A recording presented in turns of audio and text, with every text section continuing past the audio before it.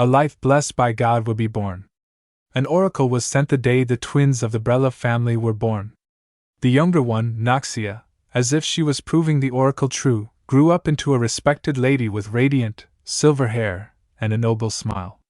She manifested her ability when she was a child, so she could wield control over water with ease. Everyone called Noxia the God's loved one.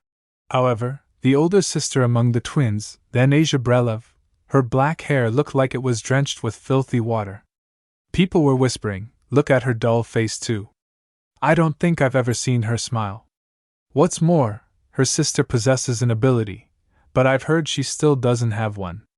They're twins, but how come they're so different? One is so perfect, as if she's blessed by all the gods.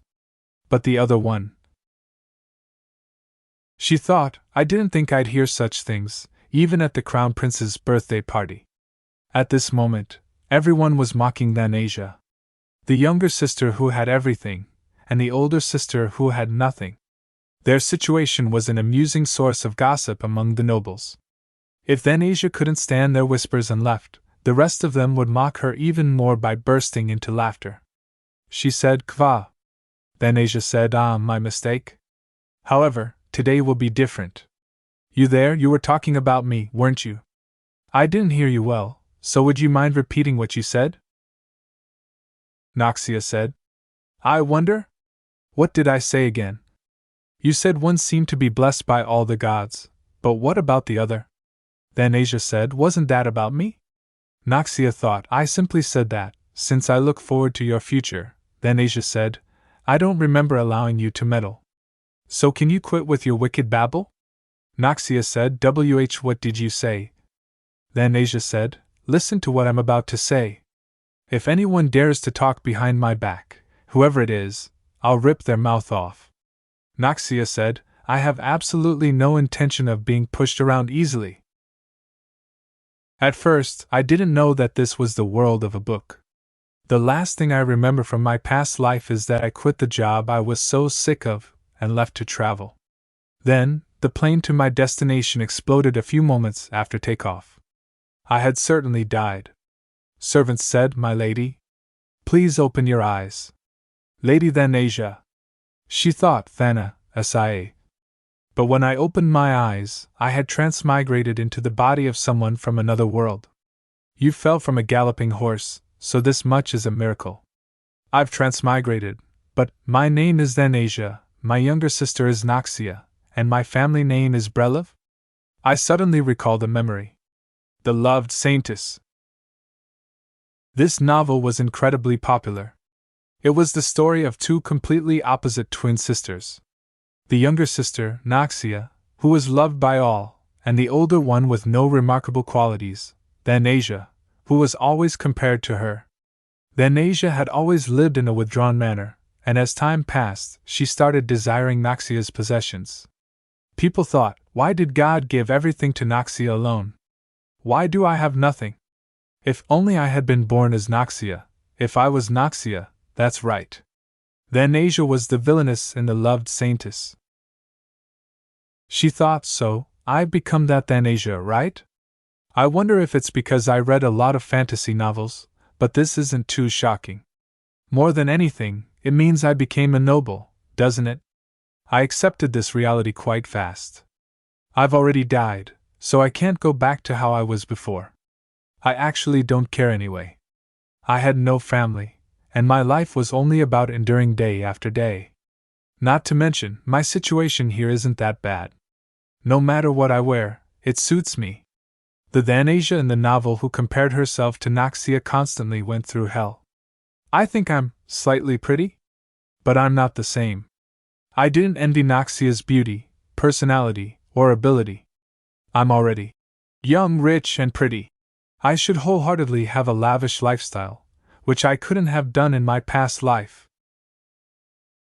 However, my days of happiness didn't last long. Should I plan a trip? The maids were talking. Don't you think Lady Thanasia's become a bit strange? Right. After that horse riding incident, she's drastically. Oh right, did you hear the news? Huh! The one about people who keep going missing. They say it's for some experiments to make human weapons.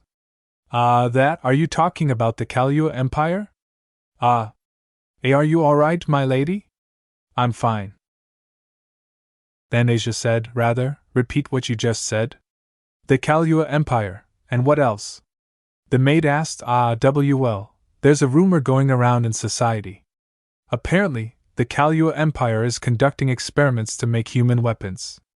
I heard there are more people who went missing this year compared to last year. And they say they were all taken by the Kalyua Empire. But these are all just rumors. Don't worry too much, my lady. She thought, my goodness.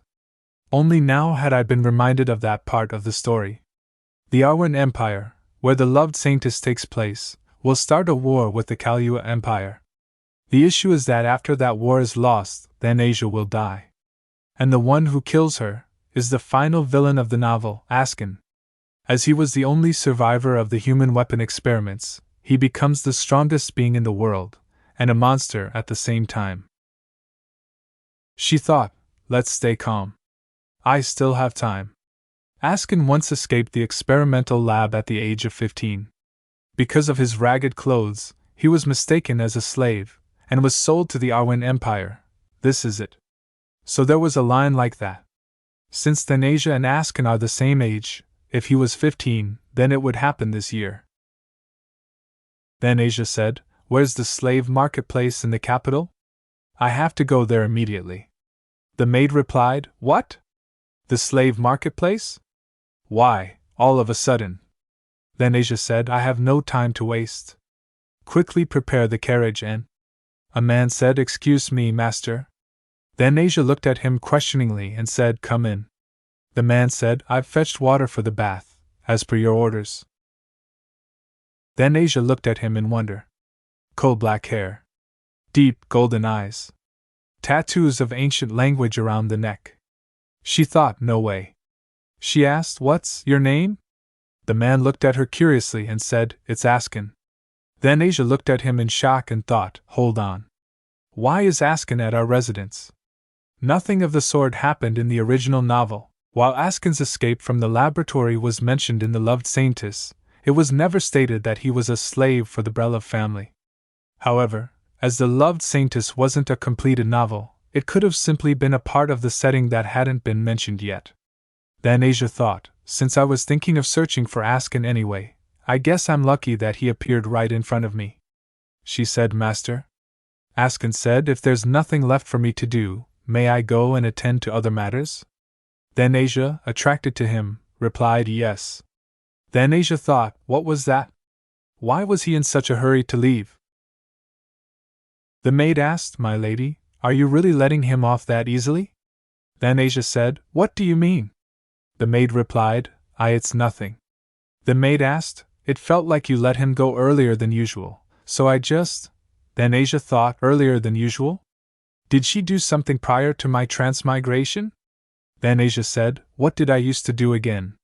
My recent memories become somewhat hazy after the accident. I won't get angry at you, so just tell me truthfully. That way, you can help me remember things again. The maid replied, The thing is, you've disliked Askin since the very beginning. For example, you said that you hated seeing Askin's black hair.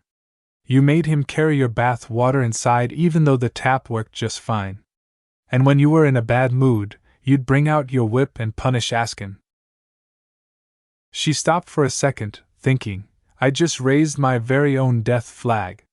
With that grudge Askin has against me, it's no wonder he killed me. Hold on. Don't tell me, am I the one who sent Askin back to the Kalyua Empire? In the novel, Askin escaped the experimental lab in Kalyua and crossed over to the Arwen Empire. But for some unknown reason, he was captured and brought back to the lab. I think the reason for this came up briefly, but I can't remember it clearly. On top of everything, if I really am the one behind all this, I basically signed my death warrant. The maid asked, By the way, should I schedule your visit to the slave market tomorrow? Then Asia said, No, that plan is cancelled. Then Asia thought, I can't give up on this life. I have to find a way to live. That night, I had a dream for the first time after awakening inside this novel. It was a dream about me finding Askin in the slave market. I had instantly recognized the ancient language engraved on his neck, along with the countless magic formulas on his body. They were the tattoos he acquired during the experiment, to make him a living human weapon. Then Asia thought, to give a normal human special abilities.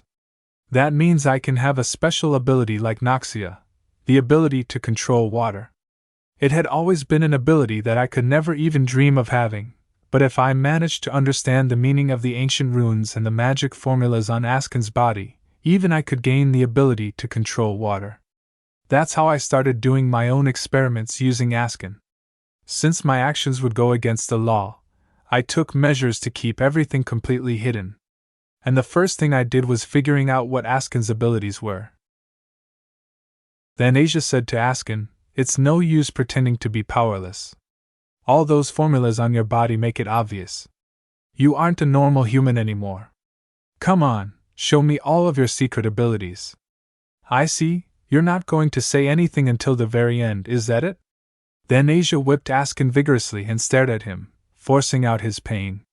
Then Asia said, "What the?" "So this was it? The ability to turn your entire body into steel?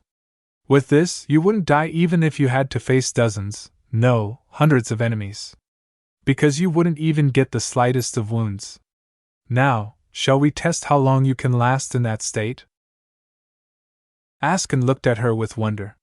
She thought, "Stop. I want to wake up from this dream. Stop. Please just stop. That wasn't simply just a dream. They're my memories from before I transmigrated. I didn't just torment Askin, I used him as an experimental object like the Kalyua Empire did. From what I've seen so far, it's not unlikely that I sold Askin to the Kalyua Empire after I found out where those abilities came from. If I leave things as they are now, Askin will definitely try to get his revenge on me. I have to resolve his resentment no matter what." Then Asia said, "Askin."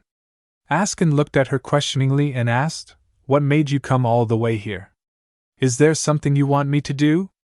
Then Asia thought, "I didn't notice it before, but Askin's wary of me. Yeah. It's not surprising, considering how I treated him. But things will change from now on." Then Asia said, "Well, it's nothing special. I'm thinking of relocating you to the mansion. To a nicer room than this small, dark one." Askin said, "Relocate? I don't think I understand what you're saying." Then Asia said, "I'm saying that you don't have to worry about anything from now on. The Loved Saintess is not a completed novel. That's why I'm going to change it, Askin." Then Asia said, "Starting from today, you'll be my personal servant." She thought, "I'll definitely create a happy ending for myself. She thinks seems like he's bad at concealing his emotions. Wait, maybe he doesn't hide them on purpose. But it's understandable, considering that he now has to stick closely to the master who tortured him cruelly. However, he can't refuse my order." Thansha said, "Grab your things. You're moving out now." Asian replied, "Yes, master." Thansha thinks, "Hang in there, Askin. I'll make up for all the things Thansha did to you before my transmigration. I'll treat you so well that you'll let go of any resentment you had towards me." Asian said, "I'm ready to go, master." Thansha said, "Huh? Already? Is that all you've got?" Asian said, "Yes." Thansha said, "Don't tell me you survived through winter with those clothes alone." Asian replied, "Yes, I did." Askin said, "This won't do. Let's get you some new clothes. Call in the tailor." Maid asked, "Yes, my lady." Asian said, "You don't have to do this, master." Thansha said, "No, I can't have my servant walking around in rags." Askin said, "And don't call me master. From now on, address me as my lady, got it?" "Now." Thansha said, "From today onwards, Askin will be my personal servant. You'll be working closely with him, so get along well." Servants replied, "Yes, my lady." "Please have a look at the sample outfits." Askin changed the dress and Thansha and the maids saw him. "Wonderful." Maid asked, "What do you think, my lady?" Thansha said, "What do you think, my lady? Please send the rest of the clothes to my room." "You're hungry, right, Askin? Here. Eat as much as you want." Askin saw all things uncomfortably. Thansha said, is he having trouble with the knife? She asked, cut it for him. Askin replied, yes, my lady. Thansha said, eat the sliced meat for now, Askin. Askin said, ah, yes. Make sure to practice using the knife when you have time. You should be able to use it without any trouble if you're going to continue to have dinners with me. Askin said, yes, my lady. Thansha said, shall we go on a walk after dinner to get some fresh air? Askin said, yes, my lady. Thansha thinks, what's with these dry responses? He's only saying yes this, yes that. I thought that he would be happy to experience luxurious things for the first time, but he doesn't seem happy at all. It's like he's not feeling anything at all. I hope he'll open up a bit on our walk. It should be somewhere around here. Thansha said, ah, here it is. Let's sit down there. This is perfect. Thansha said, come and sit, you can see the stars really well from here. Go on, look up at the sky. And? Do you like it? Askin said, have you changed tactics now? She saw him questioningly. She asked, what? Didn't you tell me that you want to steal Lady Noxia's ability? And if that doesn't work, you want me to kill her? No matter how much you try, I won't do it. She thinks what? My God. When did I say that? Just what have I been doing up till now? There's something I should have told him before treating him well all of a sudden. She asked, I'm sorry, Askin. Thansha said, you've gone through hardships because of me, haven't you? Askin said, I apologize for everything I've said or done to you. Thansha said, to be honest, I don't remember anything that happened before the horse riding accident, and my hatred towards Noxia has also disappeared. I don't care about abilities anymore, so please forget my inappropriate plea. I won't torment you anymore. Askin asked, I promise? She asked, you promise? Askin said, just continue to treat me as usual. This kind of treatment is annoying and makes me uncomfortable. Thansha thinks Askin's resentment is deeper than I thought. Is there another way to survive? I guess running away to a faraway place works. No, there's no way that Aland, the head of the Brelov family, would stay still. And it won't be easy for a 15-year-old girl to travel around safely. Just what do I have to do to change my fate? Mathella said, Lady Thansha, please solve the questions that I've been explaining for the last hour. Mathella, Brelov family's tutor. Thansha said, ah, yes. She thinks, damn it, I wasn't paying attention to the class at all because I was thinking about more important matters. Let's see. Anastasia said, what's this? That question is easier than I thought. Thansha replied the answer, 15 feet 13 inches. Mathella said, my lady, did you just solve this equation in your head? Thansha said, I did solve it in my head, but I approached the question differently. If you use this method, it's much easier to solve this problem, she thinks. Why do I know these things? Oh my. Mathella said, I was aware that you were very bright, but this is beyond my expectations. Thansha said, is that so? Mathella said, I never managed to convince you since you're quite strong-willed, my lady. But I can't let this opportunity pass this time. What? What are you talking about? Mathella said, here, take a look. Are there any questions here that you can't solve? Thansha said, no, I can solve all of them. Mathella said, these are textbooks on advanced magic formulas. You've never been taught any of this. Do you understand what I am getting at? Lady Thansha, you have an innate talent for magic formulas. So stop wasting your time trying to learn spirit magic. Thansha said, now that I think about it, it seemed so natural to me that I never questioned it. I recognized the tattoos on Askin's body as engraved magic formulas. The reason the original Thansha found out about the human weapon experiments was probably also because she could read all of the formulas, but Thansha never developed her true talent. Instead, she tried to copy Noxia and studied fields that weren't for her. That's it. If I put my talent to good use, Mathella said, you could become the best scholar in the Arwen Empire, no, on the whole continent. Thansha said, what? Scholar. Mathella said, of course, that's only possible if you don't hide or suppress your talent. I'm sure that the family head will be happy for you, and fully support you once we tell him. Thansha said, all right. Mathella said, you can tell father about me. I want to see him be happy too. She thinks there's no reason for me to make the same choices as the original Thansha did. This might even be another way to change my fate. Thansha said, now that I know there's another way, I'm getting my hopes up again. Yeah, that's right. It wouldn't be fair to leave my fate in Askin's hands like that. There are just too many variables.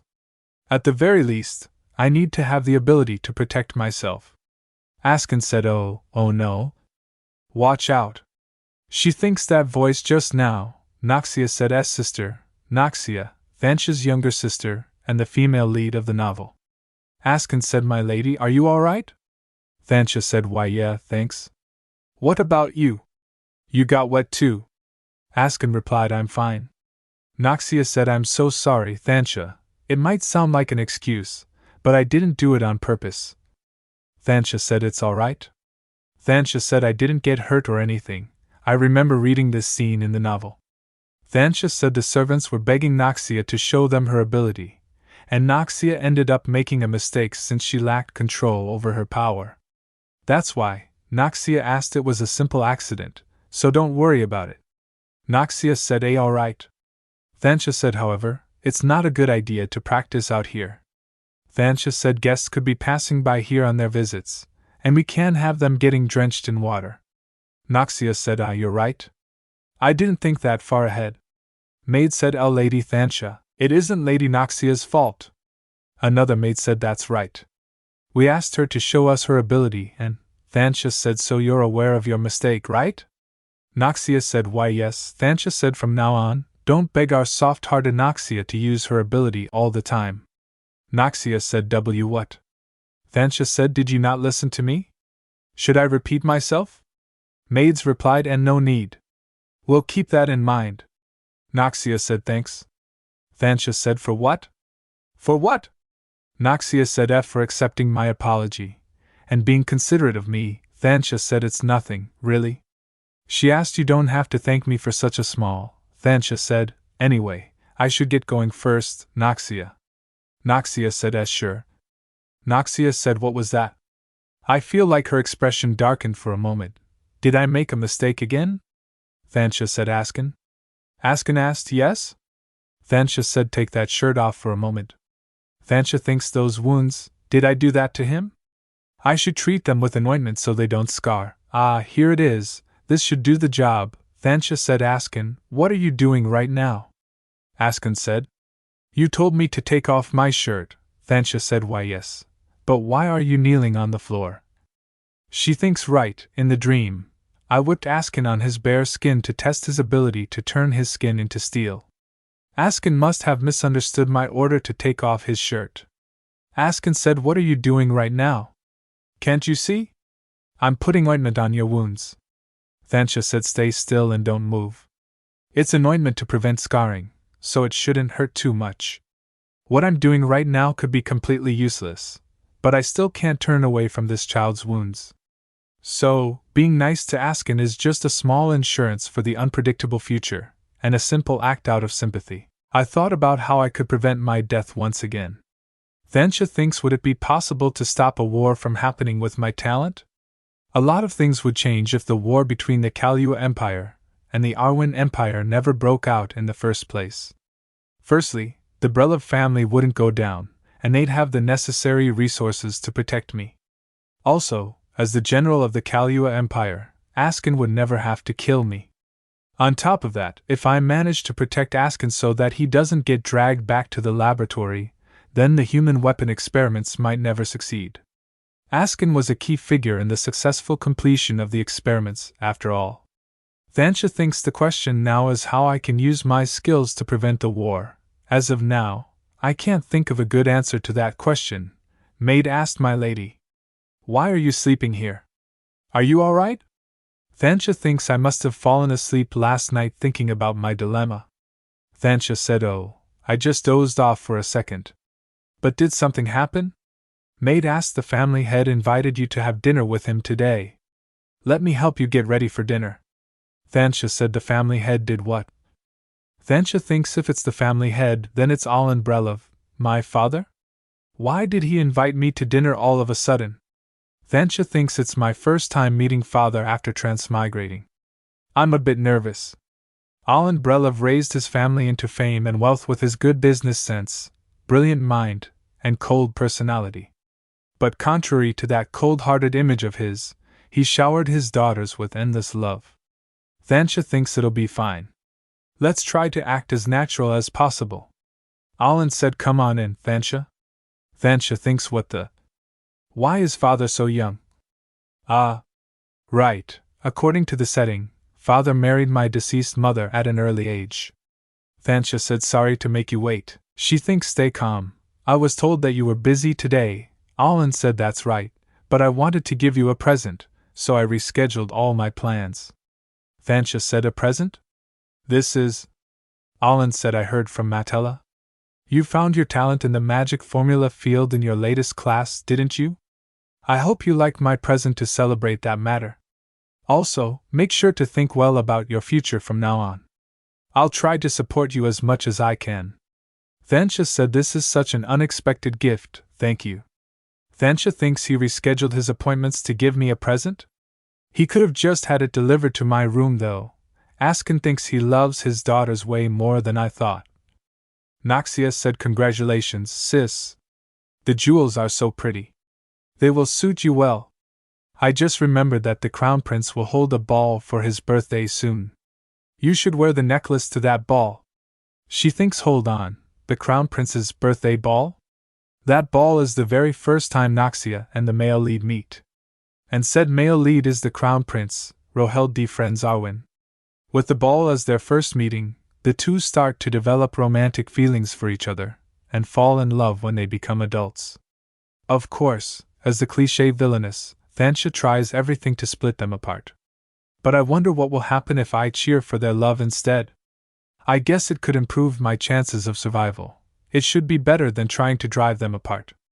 Thansha said, Noxia, this necklace, should I lend it to you? Thansha said, huh?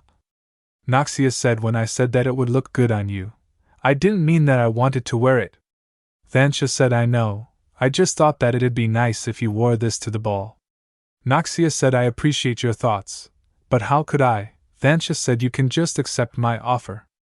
I'm sure it'll suit you well. Noxia said, do you want me to pick out a matching dress as well? Thansha thinks I don't want to get too much attention at the ball. I'd rather make Noxia stand out more to ensure a successful first meeting with Rohel. Noxia said, would you really do that for me? Thansha said, of course, as long as you want me to. Noxia said, wow. I'm so excited. Alan said, seems like you two are closer than I thought. Thansha, you don't have to give everything to Noxia. Thansha said, what? Alan said, prepare the same necklace again. She thinks, what kind of development is this?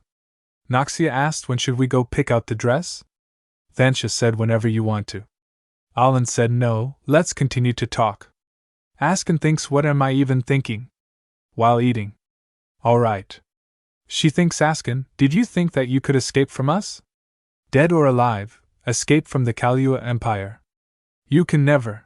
Ever since I escaped from the experimental lab, I haven't slept well, because they've been chasing me in my dreams. When Lady Thansha changes back into her usual self, I'll have to return to my original position as well.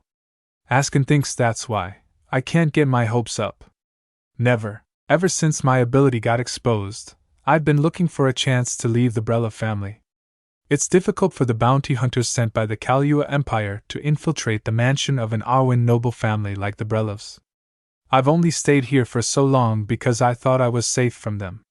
Askin thinks once I've found a safe place to stay and have gathered the necessary funds, I'll run away from here as soon as I get the chance. I just have to endure it till that time comes. Man said, oh my, look at you. You seem to be in a good mood now that you've been promoted to a servant. I guess you won't even greet us from now on. Askin thinks they're the people I previously shared a room with. Man asked this arrogant bastard. Man asked, what if he snitches on us? Man asked, let him try. I'll cut his skull open if he does. Askin asked, next time you throw something at me, please make sure to warn me. My clothes got dirty because of you. One man asked, what did you say? This bastard, you think you're a noble just because you're wearing some fancy clothes? Askin asked, I guess you're putting too much trust in that handsome face of yours, but it won't save you for long. You'll be abandoned soon enough. Man asked, stop it. He was a weird guy to begin with. You're a bomb walking around on two legs. If you ever get overwhelmed by your emotions, you might end up destroying everything around you. Taking a single life is easy with the abilities I have. The only problem is, I can't control these powers. If I start using them, they'll only calm down once everything in front of me turns to dust. Askin thinks I usually don't get angry over such trivial matters. It's just that, Thansha said. Who said I'll abandon Askin? Askin and the two men looked at her in surprise. Askin asked, my lady? Thansha said, there was a change of plans, so I came to find you. But I didn't expect to witness something this interesting. The men bowed and said, Master. We were just… I'm sorry. You should hurry and apologize too. I'm sorry, Thansha said. You should apologize to Askin first. He got hurt by that thing you threw after all. Man asked, sorry? I wasn't trying to hurt you on purpose. I was so angry that I couldn't control myself. Askin said, it's fine. Thansha said, let me give you a small warning. I don't have a nice personality. Lay hands on someone who's mine once more, and that'll be the end of you. Do you understand? The men replied, yes, Master. Thansha said, get out of my sight before I change my mind. Both men said, thank you. Thansha said, is your wound okay? Askin asked, yes, it's nothing serious. Thansha said, what do you mean it's nothing? Didn't you hear what I just said? You're my servant, someone who's mine. So don't get hurt without my permission. That's an order. Askin asked, yes, my lady. Thansha said, we don't have much time, so let's treat your wound quickly. Noxia is waiting for us. Askin asked, where are we going? Thansha said, we're planning to go pick out our dresses for the royal ball. Askin said, then you can go without me. I'll treat my wound myself. Thansha said, what do you mean? You're going to attend the ball too, so you'll need an outfit. Askin said, what? Thansha replied, I'm going, as well? This outfit suits him so well, let's go with this accessory. Noxia said, sis, your servant looks great in anything. Thansha said, told you it was a worthy investment. I think you also have a great sense of style. I loved the dress you picked out for me earlier. She said, that's a relief. We'll go with the tailcoat he's wearing right now. Thansha said, Askin, you can change back into your old clothes. Askin replied, all right. Thansha thinks is my dress the only thing that's left. Shopping is fun, but it's quite exhausting. Maid said, my lady, I've prepared some dresses in the style you usually prefer to wear. Thansha said, huh? These would suit Noxia way better than me. Well, the original Thansha did have a tendency to copy Noxia. Thansha said, my tastes have changed, so I won't be wearing these style of dresses anymore. Instead, I'll take that one. Maid replied, it's indeed different from your usual style, but I'm sure it'll suit you well.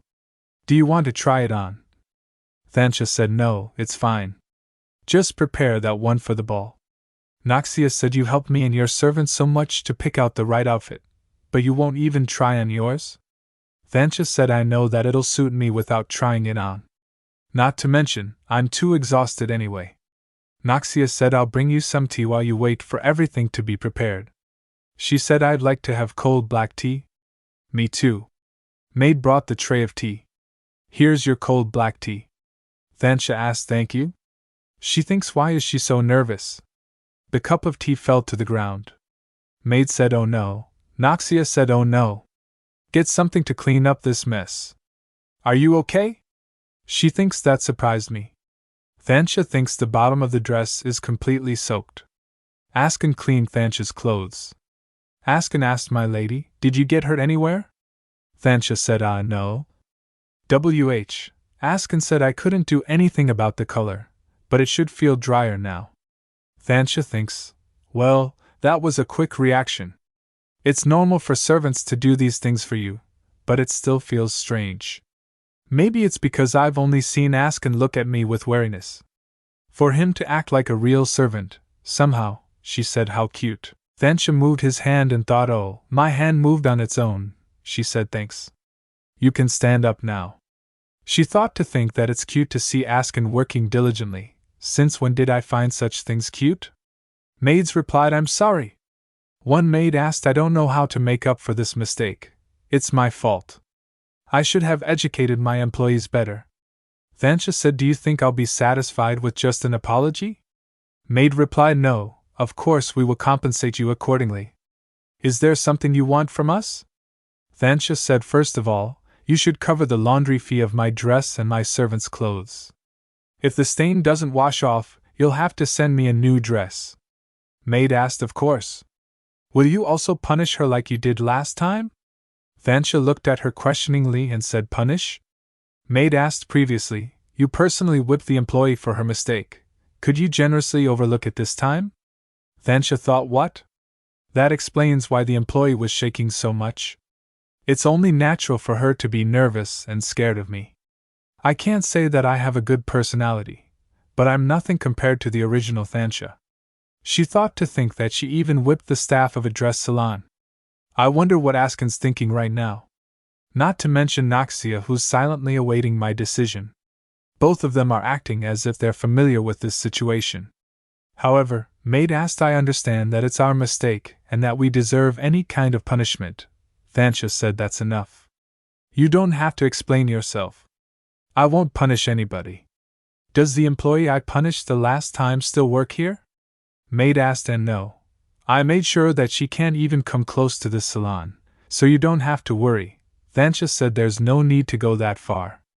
If you want her back, she can work here. And the monetary compensation for the dress, send it to her as consolation. Maid asked, what? There are things I must do as someone in Thansha's body. I have to right her wrongs. Maid replied, thank you, my lady. Please visit us again next time.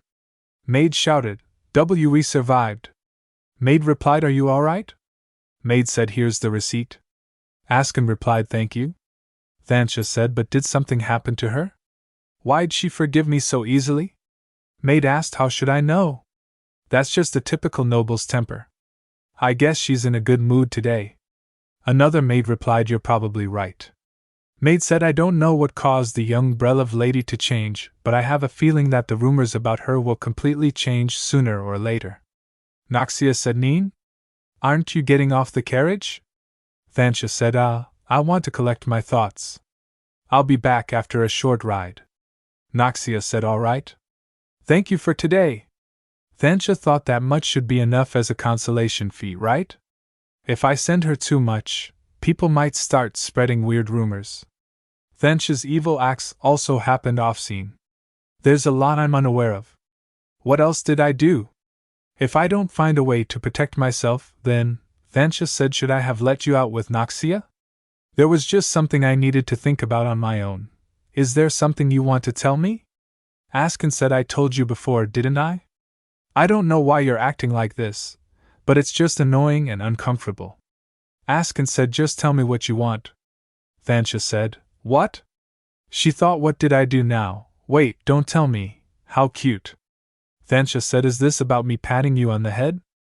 Thansha thought he never complained when I whipped him in my dream, but he's making such a fuss over a single compliment.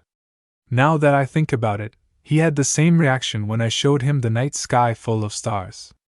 I thought he just found my sudden change of behavior annoying, but it seems like that wasn't all. Thansha said, Askin. Was this your first time being called cute and seeing the stars?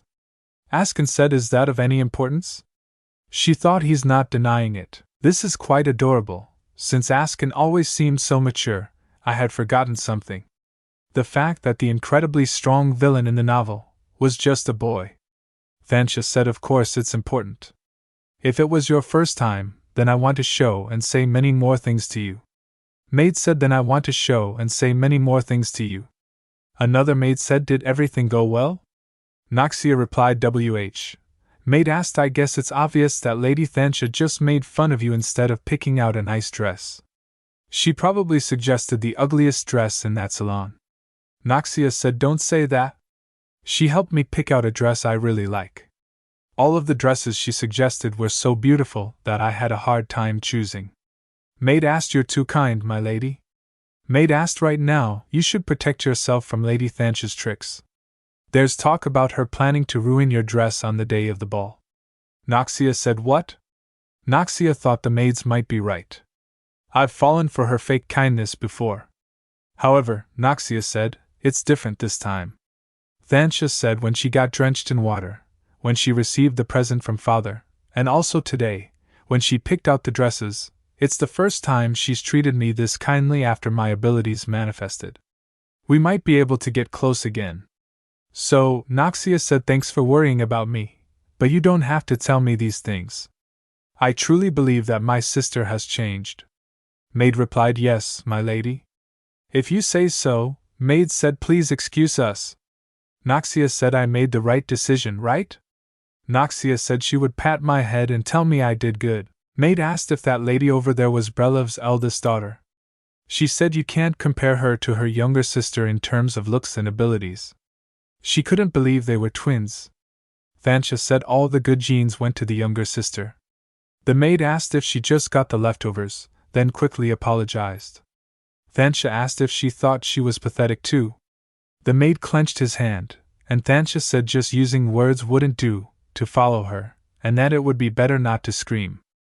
Thansha thought again, I had a dream again, and this one wasn't a simple dream either. The maid asked if she was up early, and Thansha said yeah. The maid asked what was with that expression, did she have a nightmare? Taryn, Thansha's personal maid, asked. Thansha said yes, kind of. Taryn told her to forget the nightmare quickly since the royal ball was today, and that it would surely lift her mood. Thansha said right, today is the day the female lead Noxia meets the male lead, Crown Prince Rohel, for the first time. She guessed nothing special would happen and thought she just had to quietly stay on the sidelines and return after admiring the ballroom with Askin. Thansha thought she didn't want to know how many hours it took to have a massage, apply makeup and dress fitting for this ball. She wanted to go home even though she was still at home. She called out to Askin, asking how long he had been waiting. Askin said he had arrived just a second ago. Thansha said really, look at you all dressed up, it looks good on you. Askin replied that he was just wearing what the lady had picked out for him. Thansha said the clothes were complimented by his handsome face glowing even brighter today, and asked if he didn't know he was handsome. Askin said recently you're 50. Thansha asked so what? Askin said 50 honest. Thansha said how cute, that's a compliment, right?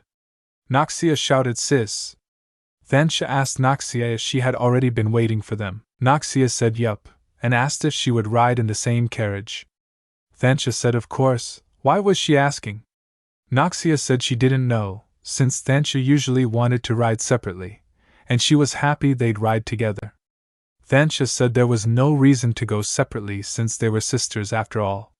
The maid said that was the famous Brelev twins, the younger one the light and the older one the shadow.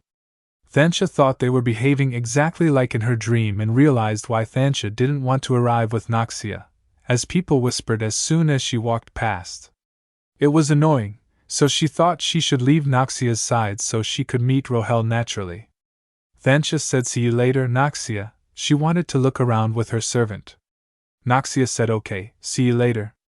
Thansha thought she wanted to have a drink and focus on her task, and since it was Askin's first time there, she decided to get the drinks, telling him to wait. Askin said yes, my lady. Women nearby whispered that her black hair looked like dirt, her plain face was unremarkable, her younger sister had awakened her ability but not her, and that her necklace was obviously copied from Noxia's. Askin said that was the only thing she could copy anyway, then thought they were orphans anyway, so nobody would know or care if they died during experiments. Thansha said listen carefully, if I catch you talking behind my back again, regardless of who you are, I'll rip apart that mouth of yours. Then she told Askin to go outside. Thansha thought she should do something about her temper, since she was no different from the original Thansha just then. Askin replied my lady, and when she answered yeah, he asked if she would really rip that woman's mouth apart. She coughed, and said she didn't think that was even possible. Askin asked if that meant it was a lie. Thansha said it was more of a warning, since some people don't understand kindness, and asked if he thought she'd really cut mouths apart. Askin said it was possible since it was her. Thansha replied that he really had a way of making people speechless, then asked how he liked the royal ball, though she had ruined the mood by dragging him outside. Askin said it didn't seem that special. Thansha asked, "That's it?" He said yes, and she admitted she thought he'd at least like it a little. It was surprising that the Thansha who behaved viciously at the Brelov mansion was ridiculed among other nobles. In a world where the strong were praised and the weak stepped on mercilessly, Thansha was weak, so when she stood up for herself, Askin said it felt as if she were scolding those who harassed him, and it was satisfying. Askin thought he might not like the place, and he didn't dislike the situation, but wondered what he liked about it. Suddenly, Thansha said Askin, and when he replied yes, she told him to shush for a minute. Rohel said he didn't want to play those childish games, he just wanted to make Arwen a powerful empire when he became emperor. Askin said he knew that very well, so he had to entertain the Brelov family, and he had to do that, which was irritating. Thansha thought that in the short glimpse she got a minute ago, she saw a red-haired boy in formal clothing, which meant something. Askin asked if it would be beneficial to maintain a good relationship with Lady Brelov, His Majesty. She thought she knew it. The person she saw was indeed the male lead of the loved saintess, Rohel. Then the person next to him must be his loyal servant, Regald. Rohel said he had to entertain Lady Brelov, whom he didn't even like. Thansha said on her very own birthday ball. She thought it felt like a conversation she shouldn't be listening to, and if Rohel realized she heard it, their relationship would become very awkward. Thansha said to Askin that it was uncomfortable, and they should get out of there quietly. Rohel said all right. Noxia said, "Sis, what are you doing here?" Thansha asked Noxia what she was doing there. Askin and Rohel looked at them questioningly, and Rohel asked who was hiding there. Rohel said he didn't expect someone to be in a place so far away from the banquet hall.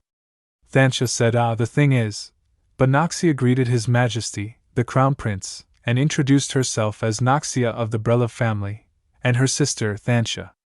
She said she came out looking for her sister when she couldn't find her inside the banquet hall. Rohel said Brelov?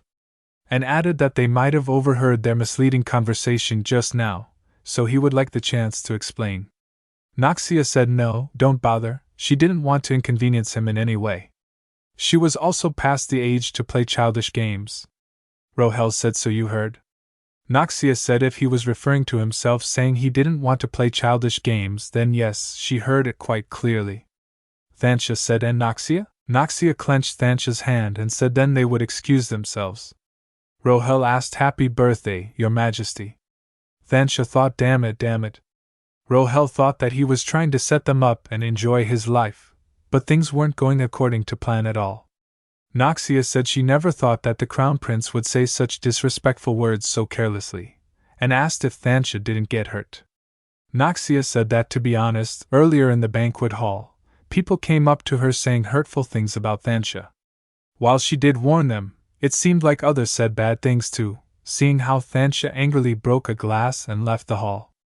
Thansha asked if Noxia followed her because she was worried. She thought that was why Noxia behaved like that towards Rohel. She was grateful that Noxia was worried about her, but rather than being hurt by those words, she was worried about her life right now. She couldn't let the relationship between Noxia and the Crown Prince remain this way. Thansha said Noxia, she thought she had misunderstood something. Noxia asked if she did. Thansha said she didn't know how much of that conversation Noxia heard, but the Crown Prince was envisioning far ahead into the future. For Arwen to become a strong empire, the royal family and the nobles must work together. However, even when it's a necessary cooperation, not everyone will like each other instantly. Noxia said, but it's the truth that he talked about them disdainfully. Thansha replied that she shouldn't judge him without knowing the full story.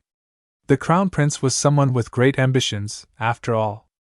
Noxia replied, ambitions? Yes, she must have heard about it too, right? Rohel said His Majesty was a prodigy who started learning swordsmanship at the age of 5. Noxia said, and he was an amazing strategist who hadn't lost a single battle.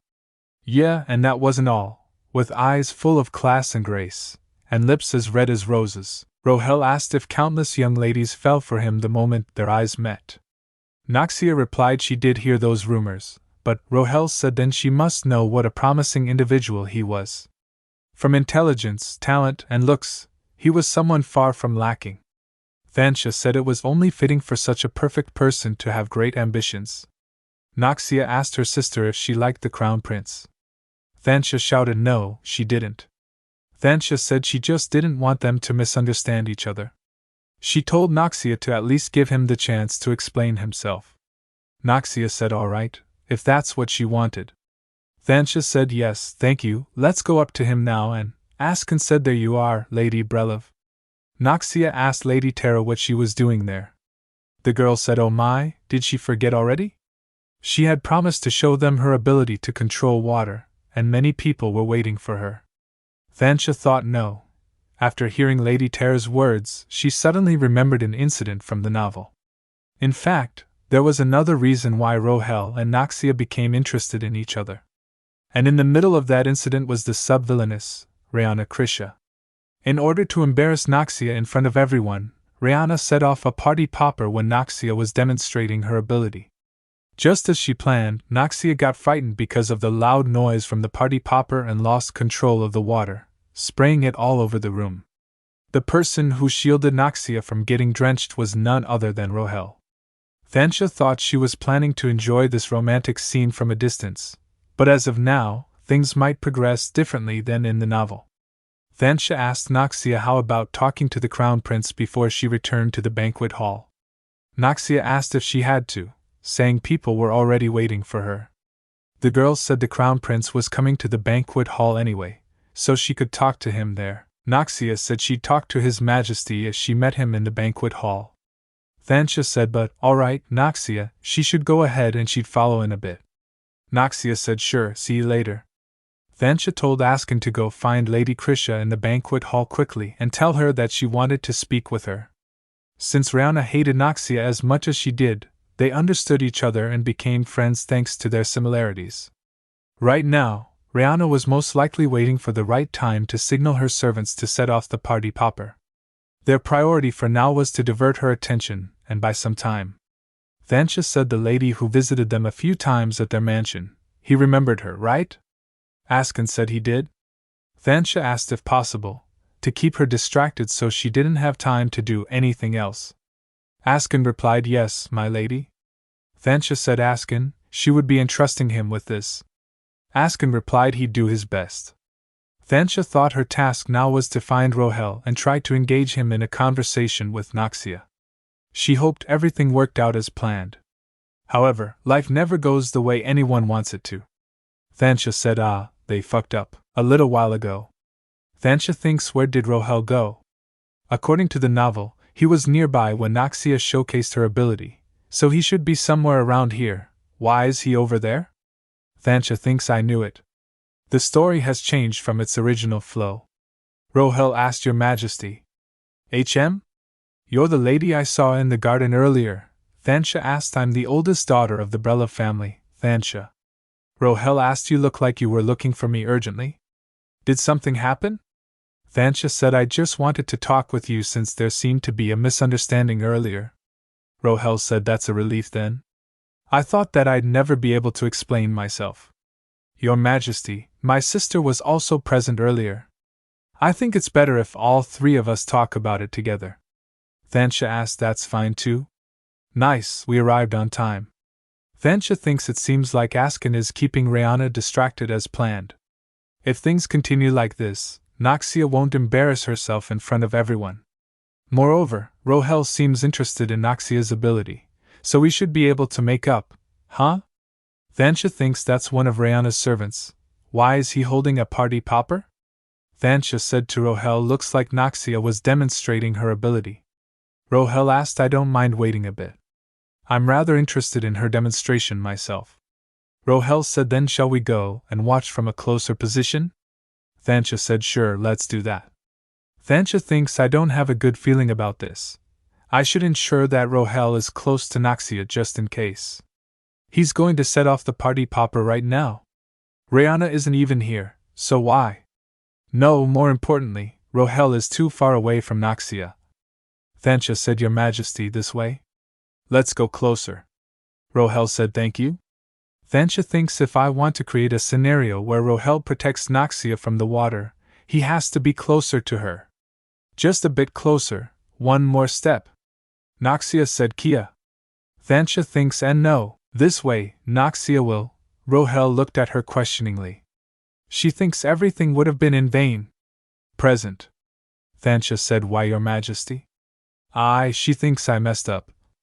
My hand acted on its own because I was so shocked. Rohel said, don't tell me, you'll call this an accident. Thansha said, I apologize, the sound of the party popper really surprised me. She gave in and said it's my fault? I'm so sorry. I really don't have the right to say anything else. Here, at least take this. Rohel said, are you expecting me to believe you right now? Noxia said. Are you saying that this happened on purpose? Rohel said then, are you going to deny that it was on purpose? One person pushed me, and the other splashed water onto me. Maybe it's because you're twins, but your teamwork is impeccable. Noxia said you shouldn't slander people without any evidence of their true intentions. Rohel said I was the victim. I don't see why I'd need any evidence. Thansha said, hold on. I think there's a misunderstanding here. Rohel and Noxia said, I don't think you have the right to butt in. Stay out of this, sis. Thansha thinks, the plan was to make their first meeting as perfect as possible. What a complete failure. By the way, where's Askin right now? Neither Rihanna nor Askin are in the banquet hall, so why did that servant set off the party popper? Thansha said, excuse me, have you seen my servant? Charissa said, I'm not sure. Thansha asked, what about Lady Krisha then? Charissa said, I haven't seen her either. Thansha said, has there perhaps been some kind of commotion near the banquet hall? Charissa said, If it's a commotion, then, Thansha asked Askin. Askin said, you're here? She replied, what are you doing here? Askin shouted, hey! Open the door this instant. I'll kill you once I get out of here. Thansha said, don't tell me, is Lady Krisha in there? Charissa said, yes. Thansha said, did you trap her in there? Askin said, you told me to ensure that she's kept away by any means. Thansha said that. I did say that, but how did you lure her in there? Askin said, I told her that Lady Thansha was waiting there. Smart move. And you've been standing guard in front of the door? Askin said, yes. Thansha said, the whole time? You told me to keep her away for as long as possible, but you didn't specify for how long exactly. A voice came, shouting, open the door. Askin said, furthermore, as you can see, I don't think I can deal with the consequences on my own, so I waited for you to come. Did I do something wrong? Thansha said, no, you did great. She smiled and said, I'm rather surprised because you managed to pull it off perfectly. It was the first time someone had asked for my favor. Askin said, looks like she has started throwing around objects. I don't think we can keep her in there any longer. Thansha said, Rihanna, it's me. Rihanna said, Thansha? Thansha said, yes, I'll be coming in right now. Rihanna said, yes, I'll be coming in right now. Rihanna, Krisha, Villainess. Thansha said, hold on, Rihanna. Don't blame my servant. I ordered him to do so, after all. Rihanna said, what? Why would you? Thansha said, I just wanted to prank you, but I arrived here a bit later than planned. Rihanna asked, nonsense. You already knew what I had prepared for today, Thansha. Are you expecting me to believe you right now? Thansha said, sorry, Leanna. But don't worry, the popper still went off as planned. Speaking of, there's something I wanted to ask you. How come the popper still went off even though you weren't around to give the signal? Leanna stopped a moment and said, because I instructed the servant to set it off at the right moment, even if I didn't give the signal. Just in case. Thansha replied, oh, is that so? You must have felt cramped, being cooped up in this room. Shall we head down to the ballroom together? Leanna said, no, you go ahead. I need some time to straighten my dress first. Thansha said, no, you go ahead. I need some time to straighten my dress first. Leanna thought, at last my powers are back. Because I didn't have nearly as much control over my elemental ability as Noxia did, no one was interested in what I might be capable of. Not even my family, the House of Krisha, paid any attention to my ability, merely because of the fact that I was born out of wedlock. They always compared me to Noxia. If it weren't for Noxia, I would have received more recognition from my family. Thansha, she said she hated Noxia even more than I did, yet in the end, she chose her own sister over me. Leanna said, Thansha Breloff, you'll pay for your trickery. After the night of the ball, the woman came to a realization. Because interpersonal relationships are so complex and nuanced, even the slightest change can result in events progressing in a wildly different direction. Because she behaved differently at the Imperial Ball than Thansha did in the original novel, Noxia followed her outside, and Rohel was standing somewhere much further away from the spot where the incident took place in the novel. And Leanna too, just in case. She didn't bother to hide her mistrust of me. Well, I expected as much. Indeed, there are way too many variables for me to just place my faith in other people. I need another, more reliable way to prevent Arwen from going to war with Kahlua. A maid entered and said, The governess is here, my lady. Thansha replied. Oh? Already? Thansha thought, I'm feeling tired and would prefer to rest, but she said, Send her in. The maid replied. Yes, my lady. Martella said. Hello, Lady Thansha. Thansha replied. What's all this, Martella? Martella said. Materials that will help you decide your career path. Thansha said. My career path? Martella replied. Yes, Lord Breloff asked me to assist you in choosing a trajectory for your future, and that he would spare no expense for the endeavor. Thansha replied. Oh. But are you planning to explain all these subjects to me today? Martella asked. I suppose one day may not be sufficient. If I don't get through all of them today, I'll go over the rest during our next lesson, Thansha said. No, what I mean is, never mind. Thansha thought, looks like I won't be getting any rest today. Martella shouted. Do any of these subjects interest you so far? Thansha replied. I'm not sure. I don't feel drawn to any of these subjects, Martella said. I've shown you pretty much all the texts I brought. Thansha replied. There's one left. What's this book about? Martella said. Oh, this is a book of magical engineering theories, Thansha said. Magical engineering? What kinds of things will I learn if I study that? Martella said.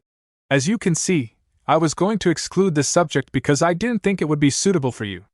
Magical engineering is a field of study that mainly focuses on warfare, such as the development of arms, preparation for war, and the strengthening of military might. Thansha said. I choose this subject, Martella said. Pardon? Thansha thought I found it. She said. From now on, I will study magical engineering. Thansha thought, my lifeline. As long as ours can remains here in the Breloff Manor, Kahlua's experiment to create the ultimate living weapon is likely failing. However, if by some means the experiment ends up being a success, Kahlua will start a war. In preparation for that, I will create a weapon that can protect myself, with my own 2 hands. Martella said. Frankly, I'm reluctant to recommend the field of magical engineering, given how unpopular the subject is, Thansha said. That's fine. It may not be a popular subject, but I'd still like to study it. So, will we be starting lessons in this subject today? Martella said. Starting today will be difficult. For one, I'll need to recruit a teacher who's an expert in magical engineering, Thansha replied. All right. Then please find me the best teacher you can. He's not who we're looking for either, a magician said. It seems like he isn't in this district. Subject 13, that little rat, another magician said. Where on earth could he be hiding? The magicians, Tenai and Andro, continued their discussion. Tenai said, I figured he wasn't your ordinary subject, when he gave us the slip and escaped the lab, but still, I wasn't expecting him to vanish without a trace like this. During his escape, Subject 13 killed dozens of our fellow mercenaries. When I find him, I'm going to make him pay for what he's done. Andro said, Set your personal feelings toward him aside. According to what the higher-ups said, the ability Subject 13 demonstrated as he made his escape was truly phenomenal. If we manage to recapture him, it'll greatly speed up the progress of the experiment, Tenai said. So what if he's got some monstrous ability? He won't be able to defend himself against these. So those are the tranquilizers I've heard so much about. Yeah. The subjects are utterly helpless against them, Tenai said. We just need to bring back Subject 13 alive, right? Even if he's missing an arm or a leg, that shouldn't impact the experiment, Andro said. Well, do as you wish. More importantly, they'll release the signal soon. Why, those guys haven't found him either. Andro said. Are we going to have to go all the way to the capital? It's tricky to get around there. Tenai said. It doesn't matter where he's hiding.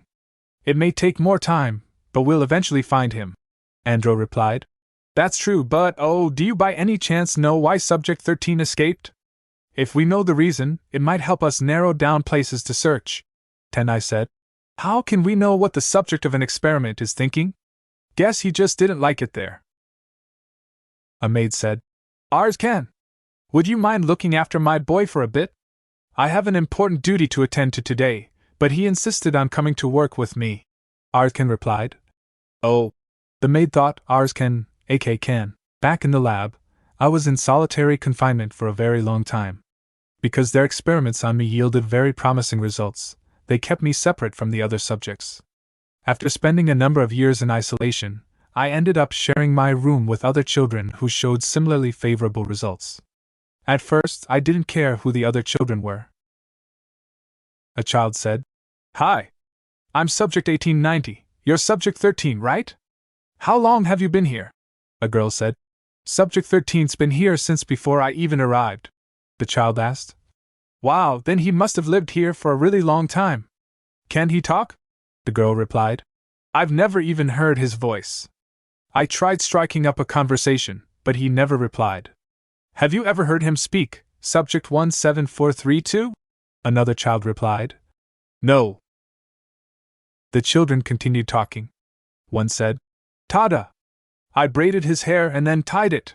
Another asked. Wow! How'd you do that? Do you want to arm wrestle with me? Arskan thought, in spite of my indifferent demeanor, upon feeling the warmth of other people for the first time in my life, I too opened my heart to them, little by little. A child asked, Hey, how come you ended up in this lab? Arskan replied. I was so young when I got here, I don't remember. Another child said. Really? I don't either. We're the same. What about you, Subject 1691? The girl replied. I followed someone here because they promised to give me bread and a house. My mom sent me here. Another child said. She said she'd come back for me once things get better. Wow. Really? That's wonderful. Arskan thought that was the case for most children in the lab. They were either orphans who had no parents or children who'd been sold off by their destitute parents. The children didn't really understand what kind of situation they were in. Seeing them reminded me of myself when I was their age, and it made me feel for them. A child asked, Do you have a name? Arskan replied. No, the child said. Then we'll give you one. We came up with one for Subject 1691 too, which is why I wanted to protect them. A girl said, Hey, how come I keep coughing up blood? Arskan thought, a side effect of the experiments. He hugged her and said, There. You'll be all right. A man entered and said, Subject 1691, time for you to head to the lab. Arskan thought, protecting someone in that hellhole was no easy feat, the man said. Huh? What are you doing, Subject 13? Let go of Subject 1691. The girl screamed. No! I don't want to go. Help me, Arskan said to the man. She said she doesn't want to go. The man shouted. How dare you talk back to me? He slapped Arskan and yelled. Fancy yourself her savior, do you? You fool! The girl coughed blood again. The man said, She's useless like this. Well, if you're so worried about Subject 1691, you can let us experiment on you instead of her, Subject 13. Then I'll spare Subject 1691 from further experimentation. Same goes for the other subjects in here. How about it? Arskan thought. I readily agreed. As I was subjected to dozens of experiments in succession, my body underwent a rapid transformation. At the same time, it was overloaded, and one day, I lost consciousness and was unable to wake up for several days. And that's when it happened. A man shouted, What are you doing? Get a move on, Arskan said. Wait a minute. What about the children? The man said. Huh? Arskan thought. They were brought out to be experimented on, of course. Arskan said. You said you wouldn't experiment on them if I volunteered in their stead. The man replied. That's when you were awake and coherent. You passed out for the past few days, remember? Arskan asked. Are all of them all right? The man said. I wonder. If you really want to know, ask the subject left behind over there. Arskan looked around and saw the mirror. Subject 1890. Why were you lying on the floor like that? Subject 1890 weakly replied. Because I'm so cold, Arskan said. You're cold? There's so much blood, the child whispered. I saw it. The other kids they took to experiment on were piled on a cart and taken away, Arskan said. What? Will that happen to me too? I'm scared. I don't want to die. Somebody give me some painkillers, Arskan said. Or a sedative, at least, please. He thought. Subject 1890's body grew cold in my arms. Even after the other children were gone, I was forced to continue undergoing intensive experimentation. The laboratory denied me both life and death. It merely inflicted upon me immeasurable pain and agony, both physically and mentally. Since I had nothing left to lose, I decided to escape the laboratory. Ironically, I was able to make my escape thanks to my body now having become the ultimate weapon. But even after I escaped, I was not free. Some people found my unconscious self and sold me into slavery, and the person who bought me attempted to continue conducting the living weapon experiments on me. The outside world wasn't very different from the laboratory. A child said, Arskan! I want it. Thansha thought, or maybe it was not. I suppose things have changed somewhat. Arskan thought, Lady Thansha, what on earth could she be thinking? Thansha read the book, she thinking, okay, I'm done reading Varnon's theories on magical engineering. Are these all the books on magical engineering I can readily get my hands on? What I learned after reading books on magical engineering for the past few days is that because magic exists in this universe, there is a much wider range of weaponry than in the modern world. There are two main types of weaponry, the first being your standard weaponry, made with normal engineering, and the second, enchanted weaponry crafted with magical engineering. Each magically engineered weapon has its own unique magic depending on which magic stone was used to create it. For instance, if a sword is made with a water magic stone, it is possible to use water magic with that sword. The strength of a magically engineered weapon depends on the magic stone used, and the power of the magic stone itself is also finite. But because they utilize magic, they are incomparably more powerful than the standard weapons. And because having magic equates to power, the might of a nation is highly dependent on the number of citizens who possess elemental abilities and the amount of magically engineered weapons in its arsenal. The problem is that, currently, Arwen has neither an elemental ability user capable of leading the Empire to victory in a war, nor any magically engineered weapons. As a result of the living weapon experiments he was subjected to, Ars can artificially gain the ability to control fire. And he could manipulate the fire he created to never extinguish, making it perfect for warfare. If Arskan were to defect back to Kalua, there is no one in Arwen capable of stopping him.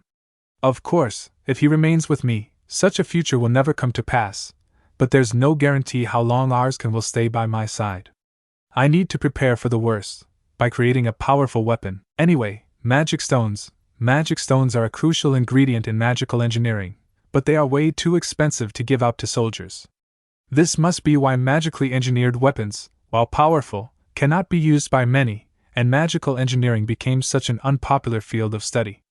Which, in turn, must be the reason Kalua's been trying to create a living weapon. As a result of the living weapon experiments he was subjected to, Ars can artificially gain the ability to control fire. And he could manipulate the fire he created to never extinguish, making it perfect for warfare. If Arskan were to defect back to Kalua, there is no one in Arwen capable of stopping him. Of course, if he remains with me, such a future will never come to pass, but there's no guarantee how long Arskan will stay by my side. I need to prepare for the worst, by creating a powerful weapon. Anyway, magic stones. Magic stones are a crucial ingredient in magical engineering, but they are way too expensive to give out to soldiers. This must be why magically engineered weapons, while powerful, cannot be used by many, and magical engineering became such an unpopular field of study. Which, in turn, must be the reason Kalua's been trying to create a living weapon. Should I gather a bunch of magic stones and create a weapon of mass destruction like a nuclear bomb? Or should I create a standard, universal weapon that an average soldier could use? Whether I go with a nuclear bomb or a stockpile of mass-produced weapons, It'll take way too many magic stones to produce. Is there something else instead of magic stones that could be used to forge these weapons? Martella said ahem. Thansha said Martella. When did you arrive? Martella said a little while ago. What were you thinking so intently about that you didn't even notice me? Thansha said oh, just this and that. Martella said more importantly, I brought the item you asked for last time. Thansha said really? Martella said here, a bracelet made with a magic stone. Thansha said, and what magical ability has been imbued into this bracelet? Martella said you can ask the person who made it. You can ask the person who made it. Thansha thinks huh? Who is that man?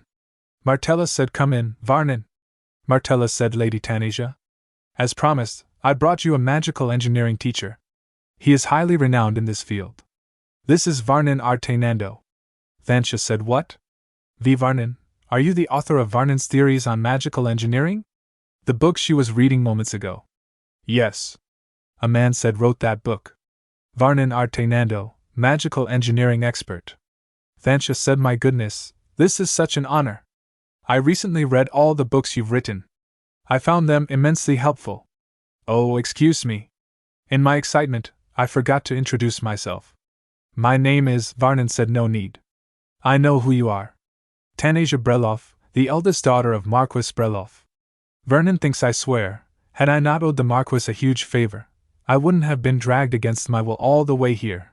Vernon said I heard from Martella that you're something of a prodigy, but no doubt, this subject is little more than a hobby for a young noblewoman like yourself. Unfortunately for you, I have absolutely no interest in amusing you. Vernon said I'm only here to reject your offer to hire me as a teacher in person. It's still not too late to tell your father that you'd like to study a different subject instead. Martella said why would you say such a thing, Varnin? You already agreed to teach her. Hold on. Thansha said I have so many questions I've wanted to ask, if I ever got the chance to meet you in person. This part here. I don't understand why you explained it this way. Varnin said what? This is an esoteric concept in magical engineering, so it's no wonder you're having trouble understanding it. But why are you curious about such a thing? It's not something a young noble lady needs to know. Thansha said pardon? What's that got to do with it? Thansha asked my background has no bearing on my pursuit of magical engineering. Also, I am serious enough about studying magical engineering to want to understand even its most complex, esoteric concepts. Vernon said my. So you weren't lying when you said she was genuinely interested in the subject. Thansha said of course not. Why would I do such a thing? I thought you were exaggerating to get a naive old man like me to give in. Varnin stepped back and said bring it here. I'm only going to explain it to you once. Thansha said thank you. A maid knocked on the door and said pardon the interruption, my lady. Lady Lyanna has come by to see you. Thansha said huh? Lyanna's here? Why? The maid replied huh? Lyanna's here? Why? Thansha thinks I guess the old Tanasia used to meet with her on a regular basis. It makes sense since they were friends, at least on the surface. Thansha said can you have Lyanna wait in my room?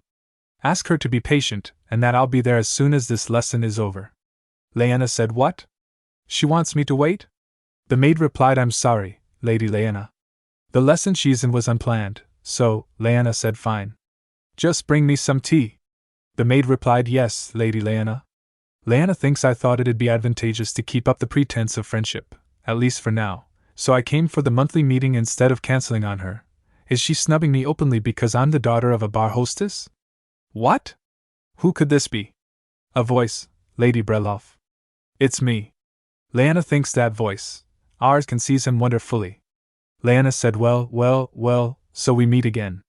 Lyanna, smiling and clenching his cloth on his shoulder, said goodness, don't you look happy to see me? Oh, that reminds me.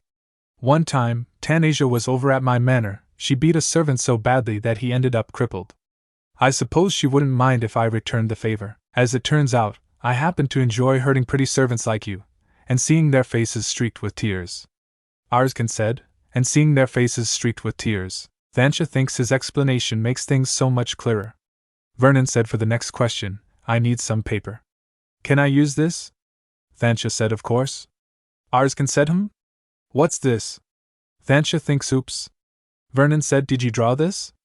Thansha asked yes, it was just for fun. I was imagining the mechanics of a weapon like that. Vernon said, explain to me exactly how you imagined it. So, pulling the trigger here will launch the magical object in the direction it's aimed. What kind of magical object? How? A weapon that small won't be very powerful. It spins the small magical object to boost its power. It doesn't matter what properties the object possesses, as long as it's capable of setting off a large explosion. Thansha said like this? That's right. I hadn't thought of that. You're amazing. Vernon said, you're calling me amazing when you came up with a design this complex. Thansha said, I hadn't considered the practical aspects of it. That's something you can learn. You can't expect to have the knowledge I've honed over decades when you're only just taking your first steps in magical engineering. Vernon said, Lady Tanasia, I'll take you on as my student. Thansha said, really? Vernon said, yes. I only came here because I felt obligated to, but you've piqued my interest. Thansha said, I really must be a prodigy if I've managed to pique your interest. Vernon said, not you, your design. Thansha replied, oh. Vernon said, let's try making it. If we're lucky, we'll be able to create a truly formidable weapon. Thansha said, yes, teacher. Vernon said, by the way, Martella, I heard you bought the magically engineered bracelet I made. Martella said, how did you know it was me? Vernon said, how could I not? That bracelet is expensive. Give it here. Martella said, but I bought it to give to Lady Tanasia. Vernon said, I know. I'm assigning my students some homework. Can you tell what powers that bracelet has? She replied, and no. Vernon said, TSK, you're a student of mine, and you don't even know that? You're going to be an embarrassment to my name. Your homework is to figure out what elemental ability this bracelet possesses and how to use it before our next lesson. Thansha thinks I said I would try, but I don't even know where to start. Thansha said, what's the matter, Zirine? Zirine said, oh, Lady Tanasia. Well, Thansha looked at her questioningly. Zirine said, my lady? Thansha entered the room and saw Arzkan lying on the ground, covered in blood. Leanna said, oh, Tanasia? There you are. Thansha saw Leanna beating him with a stick. Leanna said, come take a look at this. I brought it as a gift for you, but I ended up using it first. I had it custom made. Apparently, if you hit someone with this, the pain radiates all the way to the bone. Funnily enough, it also makes a very nice, clear sound. Want to hear it? Leanna beat him again. Thansha clenched the stick. Leanna said, what? Thansha waved her hand and tried to slap her. Leanna said, what was that just now? Thansha shouted and slapped her. Leanna covered her face and shouted, saying, Tanasia. What is the meaning of? Leanna fell to the ground. Thansha said, this is what you bring to me as a present. You are even more deplorable than I thought, Leanna. Leanna said, what? Deplorable? Have you forgotten the time you beat one of my servants in the Leanna manner? Thansha said, regardless of what may have happened in the past, I don't do those kinds of things anymore. So I'm warning you. If you mess with one of my people, I won't stop with a mere slap to the face. Leanna said, ha. What else would you do? Ruin my reputation in high society? Thansha said, do you really think I'll stop there? Try to be a little more imaginative. I'm the eldest daughter of Marquis Brelov. I will use every means at my disposal to utterly destroy you. Leanna said, I may be the daughter of a bar hostess, but that doesn't give you the right to treat me like this. Do you think I'm lesser than that slave boy? Thansha said, think whatever you want, Lady Leanna. I look forward to it. Thansha said, Arzkan. Are you all right? Just how badly did she beat you? Zirine. Summon the physician at once. Zirine replied, yes, my lady. Thansha said, here, lean on me. Do you think you could get up? Arzkan said, why, did you do that? Do what? Why on earth would you go that far for my sake? Why, Thansha said, Arzkan. Wake up. Arzkan. Arzkan thinks again, I'm having this dream again. My body feels so heavy, can't run any further, I'll be caught soon. Thansha's finger goes up and she says, stay still for just a moment. Arzkan grabs the towel and thinks, a wet towel? Thansha says, you're awake? How are you feeling? Arzkan replies, I'm all right. What happened? Thansha says, don't you remember? You lost consciousness. You scared the living daylights out of me. Arzkan thinks, right, Lady Krisha beat me, and at the end, I hardened my body into steel out of reflex. I'll have to leave this place sooner than planned. If anyone were to catch wind of what happened, those men will come for me. Arzkan says, what are you doing? Thansha says, I'm checking your temperature. Stay still. Arzkan replies, okay. Thansha says, what a relief. Your fever seems to have gone down. Arskan says, then, please remove your hand. You're making me feel uncomfortable. Thansha thinks, how strange. Why do I get the urge to mess with him? Thansha says, wait, Arskan. If you stay in those sweat-soaked clothes, your fever will spike again. Arskan says, I'm fine. I'll change after you leave, my lady. Thansha asks, why wait until then? You've changed in front of me plenty of times. Arskan says, different. Thansha asks, huh? What do you mean? How is it different? Arskan says, well, Thansha says, feeling shy, are you? Arskan says, shy? Of course not. Why are you laughing? Thansha says, sorry. I messed with you a little because the way you reacted was so funny. I wasn't actually trying to strip you, don't worry. I'd never do something like that. Regardless of what may have happened in the past, I don't do those kinds of things anymore. So I'm warning you. If you mess with one of my people, I won't stop with a mere slap to the face. Arskan says, why did you do that, my lady? Thansha says, huh? Oh, are you upset with me for messing with you? Arskan replies, no, not that. I don't understand why you went so far with Lady Lena. Thansha says, what about you? Why didn't you fight back? I'm sure you could have avoided getting hurt. Arskan says, well, I didn't want to put you in a difficult position. Thansha replies, you were worried that fighting back would give Lady Krisha something to hold over my head? Thansha replies, yes, that's all the more reason for me to take your side. Like I told you before, you're my page, which makes you one of my people. I will not allow anyone to hurt you like that. Arskan says, it's nice, being one of your people. Thansha replies, you only realize that now? She clenches his hand. But Arskan, Thansha says, do you mind letting go of my hand now? It's starting to ache. Arskan says, oh. I apologize, my lady, why are you wearing that bracelet? Thansha says, huh? Can you tell what this bracelet is? Arskan says, yes, a little. Objects imbued with magic are dangerous. You should take it off at once. Thansha says, I can't. It's the homework my teacher gave me. Arskan says, homework? Thansha says, yes, I've been taking lessons in magical engineering recently. My teacher tasked me with finding out more about this bracelet. Arskan says, you put that dangerous object on without knowing anything about it? Thansha says, of course not. My theoretical knowledge is thorough. Given the color of the magic stones, it's most likely to be imbued with light magic. And silver was used to make the bracelet, a material that doesn't pair well with an expensive magic stone. Silver must have been used for a reason. Arskan says, then are you also aware that magical engineers, in order to prevent the theft of magically engineered items, place a locking mechanism on it? Thansha says, of course I am. I also know that if you tinker with it in the wrong way, it'll explode. Arskan says, you knew all that, yet you still agreed to do this homework? Thansha says, I'll be fine. My teacher seems a bit eccentric, but there must be a good reason he gave me this homework. Arskan says, all right, do as you please. Thansha replies, Arskan, are you worried about me? Arskan says, when did I ever say I was? Thansha smiles. Arskan says, think whatever you wish. Thansha says, you can be honest with me, you know. Arskan replies, well, now that I know you're awake and doing all right, I'll leave you to rest. Thansha says, let me know if anything's bothering you.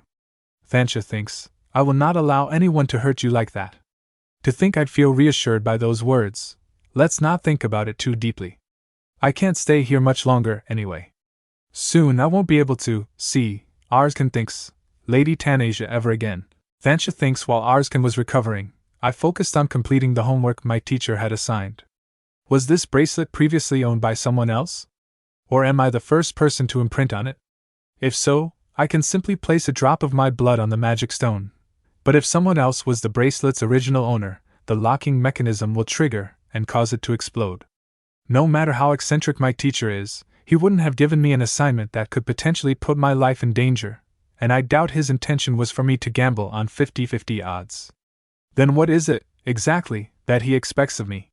If I start by asking that question, I can figure out what it is that I need to do. Given the color of the magic stone and the fact that the chain is made of silver, this bracelet is most likely imbued with light magic. But I can't be absolutely sure of that until I activate it myself. Even if light magic is the answer, simply deducing it logically isn't the point here. Vernon said, on what basis did you draw that conclusion? Thansha replied, it's light magic.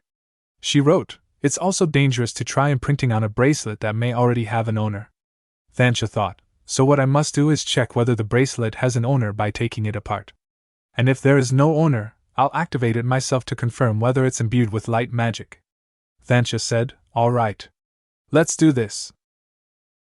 Thansha said, are you doing better now? Arskan replied, yes, my lady. Serene said, it's time for dinner, my lady. Thansha said, I'll eat later. Vernon said, Arskan. Arskan asked, how is Lady Tanasia faring? Serene said, she hasn't set foot outside her room today either. Whenever I come by to remind her to eat, she just asks me to leave some food by the door. I'm worried about her. Arskan said, I will speak to her. Arskan knocked on the door and said, Lady Tanasia, do you plan on staying in your room all day again today? You can't keep skipping meals. Thansha said, just leave me some food by the door. I'll eat it later. Arskan said, you haven't touched any of the food we left at the door. If you don't eat this time either, we will report this to the Marquis. Thansha said, well, what will you do? She thought, Tanasia, is it true that you haven't eaten a proper meal in the past few days? I wanted to get this done while I was making good progress, she said. I suppose you leave me no choice. Fine. Bring in my dinner. Serene said, my lady. You'll collapse at this rate. Is something the matter? You've shut yourself up in your room for days. Another maid said, if you keep going like this, you'll fall seriously ill. Thansha said, Serene? Serene said, yes, Lady Tanasia. Is there something you need? Thansha, exhausted, said, could you give us the room? All your puttering is already starting to make me feel nauseous. Serene said, then I'll be right outside. Call me if you need anything. Thansha said, all right. Thansha thought, right, I started dining with Arskan a while ago, so the cook's been making enough food for two. Thansha said, it's been a while since we dined together. How have you been? Arskan said, the same as usual. Thansha said, really? That means you've been well, I hope. Arskan replied, yes. And you've been eating 3 square meals a day? Yes. Thansha thought, this feels awfully familiar, what's gotten into him? I mean, Arskan's always been a bit curt. Thansha said, I have some more work to do, so I might end up skipping a few more meals. I'll ask to have food ready for you separately. I'll let the cook know later, so make sure you're eating properly, all right? Arskan said, yes, my lady. Lady Tanasia? Thansha replied, yes. Arskan said, you need to remember to eat, even if you're dining alone. It's for your health. Thansha replied, huh? All right. Thansha thought, Arskan's acting really strange today. Did something happen? I'd better talk to him once I'm done with my assignment. All right. Now that I've confirmed that the bracelet has no owner, all I need to do is try activating it. Since I might accidentally wake people up if I use this magic in the manner, let me test it out where there aren't people around. Is this a good spot? Zen said, who goes there? What are you doing out here at this late hour? Thansha thought, isn't that Zen? Zen, knight of the House of Breloff. Unbeknownst to the outside world, Zen was one of the Empire's top swordsmen, as well as a supporting character in the beloved Saintess. I'd better explain myself before Zen gets the wrong idea. What? Arskan? Zen wasn't talking to me, he was talking to Arskan. What on earth is going on here?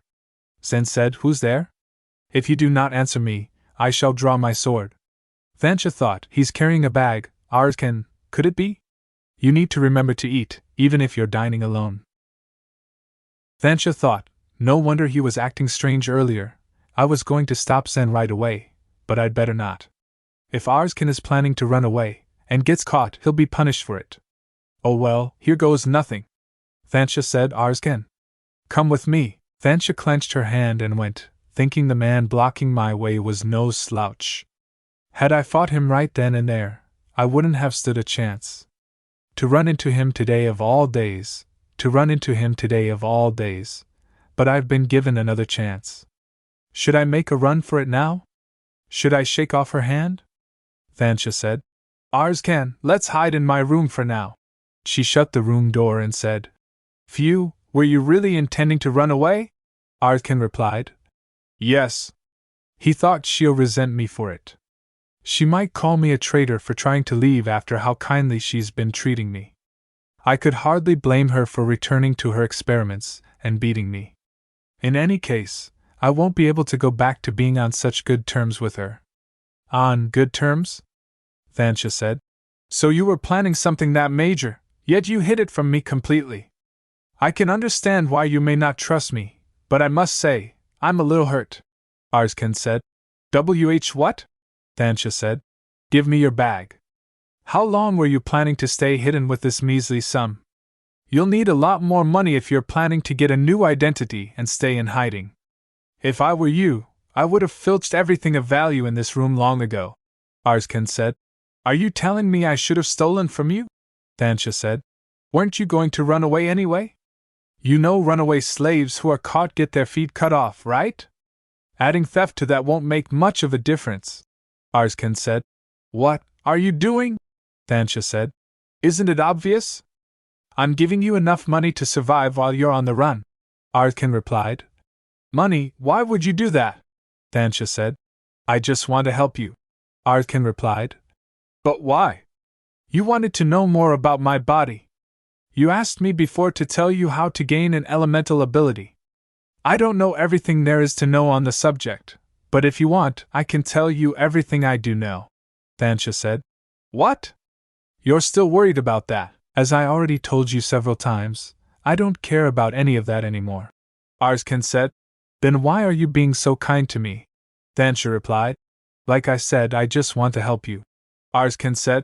Do you really expect me to believe that? Thansha said. Fine. To be honest, I was only nice to you at first in order to win your favor, not because I wanted information about your body, but because I didn't want you to end up hating me. But every time I showed you kindness and saw you get all flustered, it made me realize that underneath it all, you're just like any other boy, and that made me just want to be nice to you, without any ulterior motives. That's all, Thansha said. Yes. I've told you everything. I have nothing else to tell, even if you ask. Sounds like someone's awake, Arskan said. I know that you want to get out of here, but tonight's not the night. I'll look for the perfect opportunity to sneak you out, so wait until then, Thansha said. Also, you should take more food and clothes with you when you leave, just in case. For now, let me grab you a cloak. This should fit you, right? She covered him and said, If anyone catches you with your bag, they'll be suspicious, so keep this cloak on and head back to your room. Make sure you're not noticed by anyone on the way. If someone spots you, just tell them you were following my orders. I'll handle the fallout, Arskan said. Do you really intend to help me run away? Thansha replied. Yes. Why would I be doing all this otherwise? I thought you and I had become pretty close. If possible, I wanted to keep you next to me and protected. But I'm not stopping you, because I assume this is what you want. All done. Walk along the edge of the hallway, not the middle, and use the rear entrance, all right?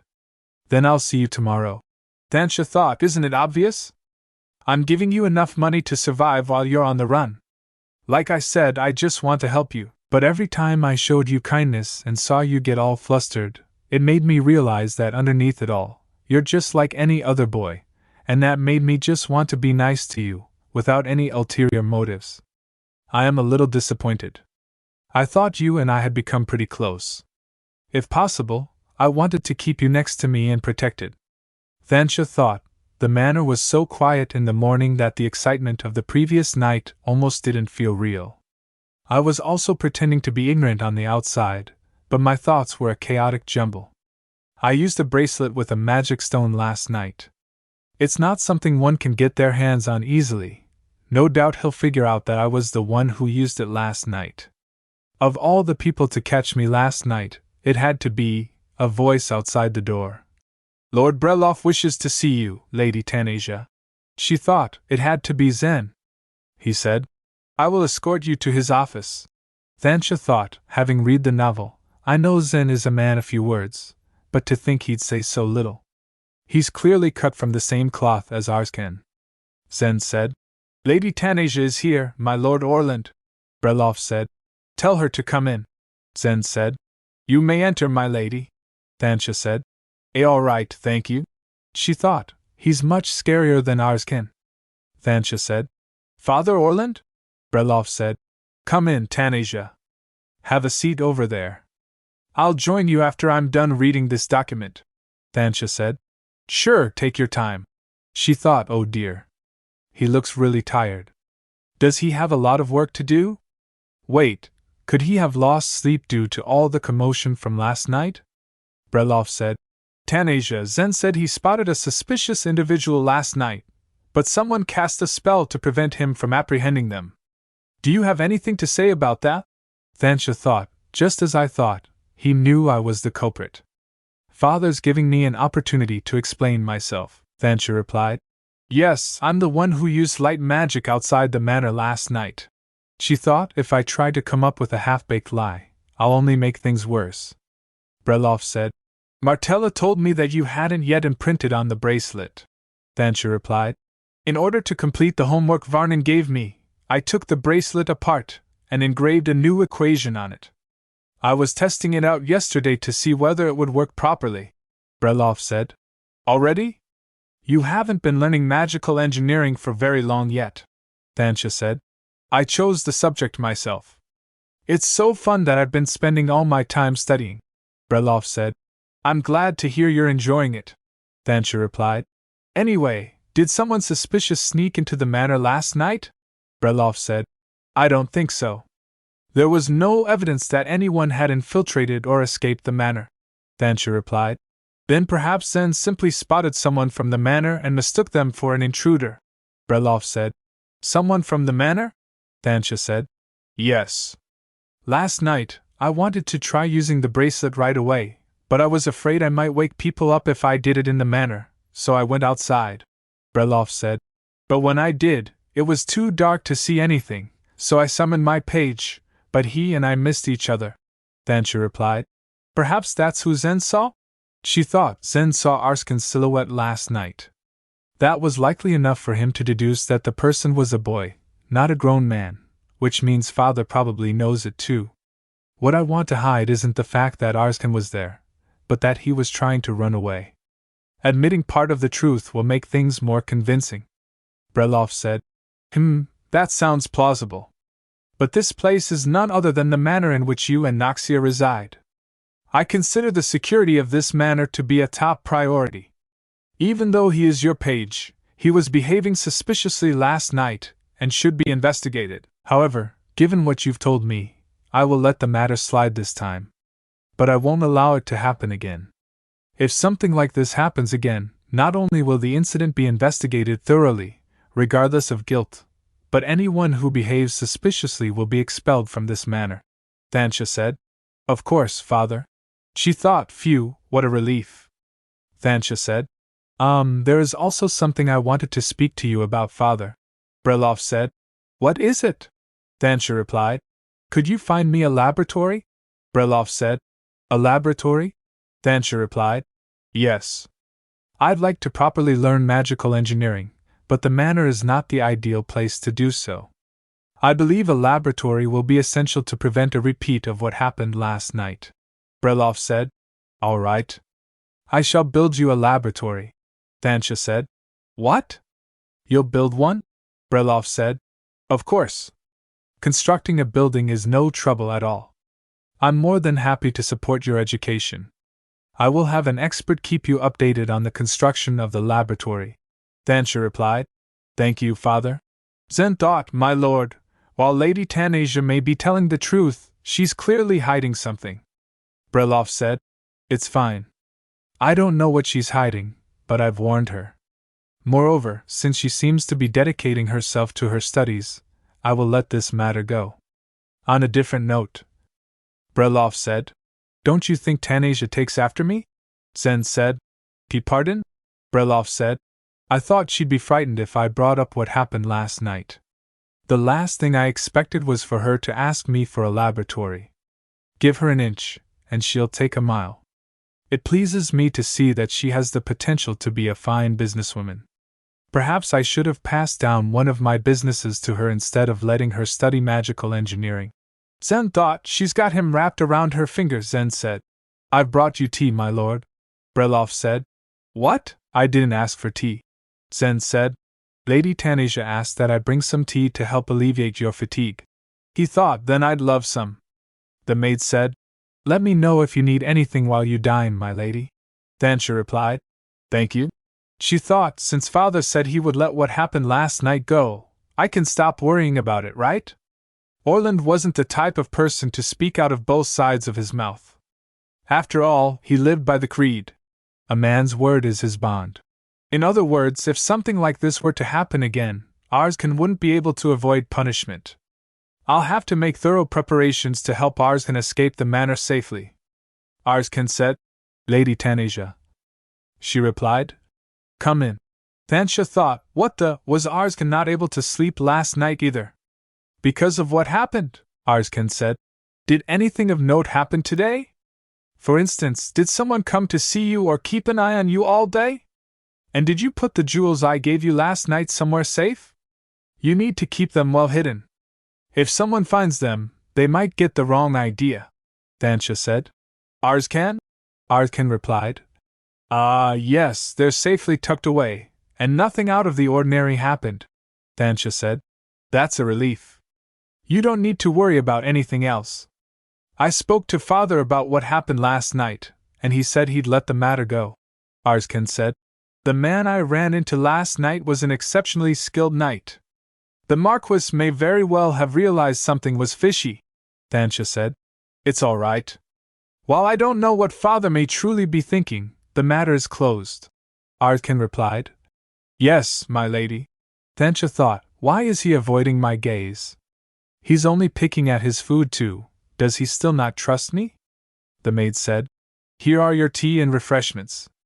Let me know if you need anything else, Thansha replied. I will, thank you. After the maid left, Thansha said. Arskan, there's something I'd like to show you. You haven't yet decided where to go, have you? Arskan asked. This is, Thansha said, a map of Arwen. I was looking for some places you could settle in. How about here? It seems like an ideal place for you to hide out. It's in the south, so the climate is temperate, making it a nice place to live. It's far from the capital, but since it's the countryside, the people are kind. Outsiders occasionally move there and settle down, so all in all, I think this place would be ideal for you, Arskan said softly. My lady, Thansha replied. Yes? Arskan said. You're standing too close, Thansha replied. Huh! Oh, sorry, Arskan said. It's all right. Thansha thought, what's going on? It looks like he's got a fever. She asked. Are you all right? You're not sick, are you? Arskan replied. I'm fine, Thansha said. Let me check. Arskan clenched her hand and stepped back. Thansha said. Arskan? Arskan said. Lady Tanasia, are you like this with other people too? Thansha asked. What do you mean? Arskan replied. Do you go around checking everybody for fevers like you just did with me? Thansha said. What are you talking about? Why would I care if random people have fevers? I care because it's you, she added. Were you that opposed to the idea of me checking you? More importantly, your hand's really warm, Arskan said. Oh. I apologize, Thansha replied. It definitely looks like you have a fever, Arskan said. I don't have a fever. I just have a lot on my mind. I'll keep the region you mentioned in mind. Now that the meal is concluded, may I return to my room? Thansha replied. Sure. After Arskan left, the maid entered and asked. Did something happen, my lady? Thansha replied. No, why do you ask? The maid said. Arskan's face was beet red. I've never seen him like that before, Thansha asked. What's with that look in your eyes? The maid replied. It's nothing, my lady, Thansha said. You don't think I was bullying Arskan, do you? The maid replied. I didn't say anything of the sort. And even if you did, I have no right to say anything. I was just a bit surprised, given how kind you've been to Arskan as of late, Thansha said. I didn't do a thing to him, I swear. Arskan thought, how can she approach me so readily, without any reservations whatsoever? I was lying when I told Lady Tanasia that I'd hidden the jewels somewhere safe.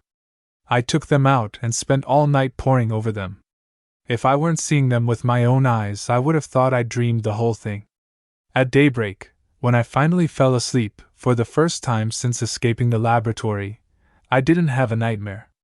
Instead, I dreamed of Lady Tanasia smiling brightly at me. But what just happened earlier, her voice, her scent, they're so vivid that the version of her in my dream pales in comparison. I hadn't realized until now that Lady Tanasia was a maddeningly beautiful woman. Later, a man said, "Greetings, Lady Tanasia. It's an honor to make your acquaintance." "My name is Robin," another man said. "I'm Tyler," Robin continued. "We are here because Marquis Breloff informed us that we are to discuss all details of the laboratory we are to build," Thansha said. "Ah, yes. I've been waiting for you. Have a seat," she thought. So these two are the experts Father spoke of. Given that they were hired by Father, they must be trustworthy. Thansha asked. "Have you decided on a site for the laboratory?" Robin replied. "Yes, my lady. We've come up with a list of the best potential sites. We avoided locations too close to the city, and also eliminated anything too far away, as that would make travel difficult," Thansha said. "Out of these, I like this site the best, the one on the outskirts with the biggest lot," Robin asked. "Won't it be inconvenient for you to travel all the way out there?" Thansha replied. "Not at all. It's the perfect distance from the manor."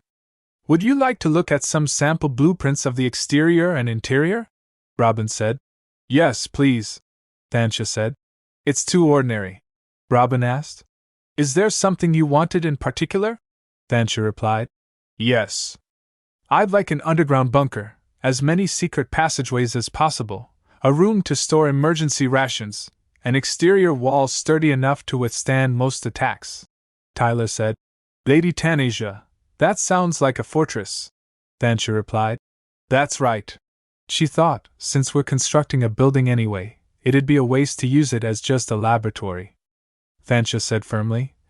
"That's exactly what I want," Tyler said. "To build the kind of structure you're describing, we first need permission from the Imperial Court," Robin added. "Legally, we cannot build something that's capable of attacking the Imperial Palace without prior permission," Thansha replied. "I know that," Robin continued. "All I want is to build fortified exterior walls and a few secret passageways," Thansha asked. "Is it the idea of a bunker that makes you uncomfortable?" Robin raised his hand and said, "Oh, no, no! Come to think of it, you're right. It shouldn't be a big deal to add those features," Tyler cautioned. "But it could be a problem if someone decides to make it one," Thansha said. "That's why I need the two of you. I don't care what the exterior of the building looks like. Make it seem as ordinary and nondescript as possible." She thought, what's important is the interior. "I'm looking forward to seeing a laboratory that includes all the features I just mentioned," secretly. Robin and Tyler replied. "Of course, Lady Tanasia. Marquis Breloff asked us to build the laboratory according to your wishes. We'll be back with an updated blueprint, and we'll try to procure the materials you mentioned," Thansha said. "Wonderful. I look forward to our next meeting," she thought. "I am figuring out more and more ways to avoid certain death. Everything is going according to plan." What was that sound?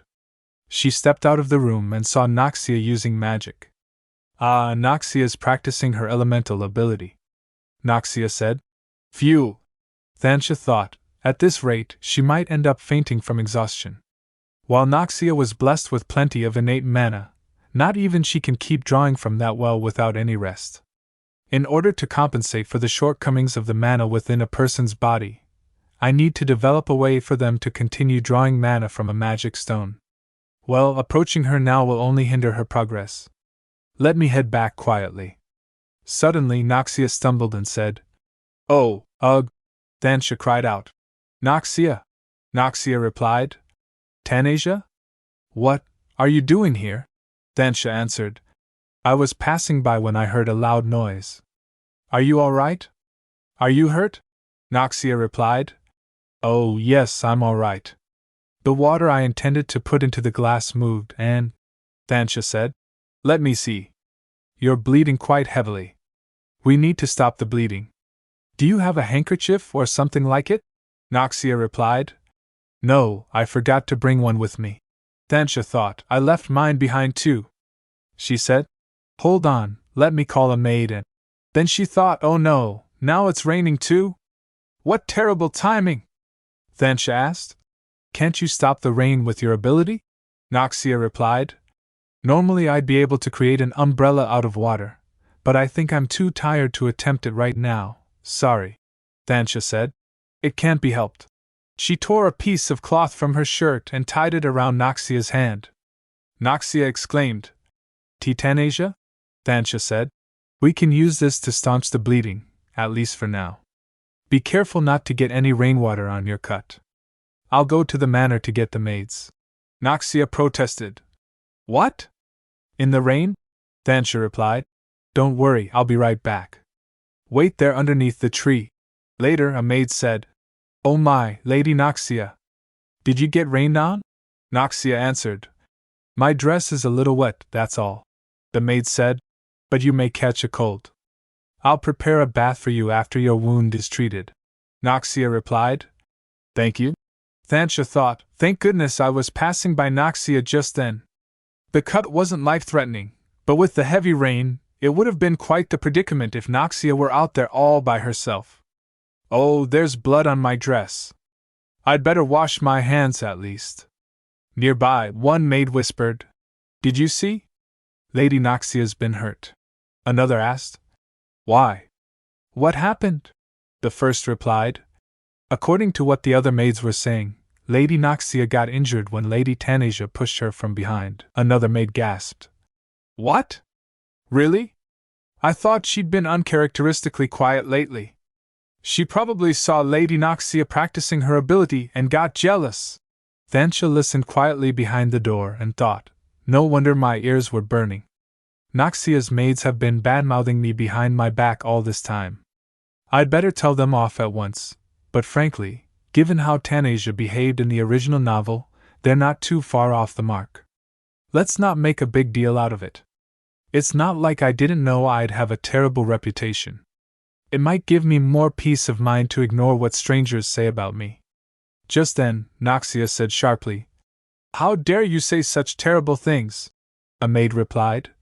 Tanasia ran around in the rain to have my wound treated as soon as possible.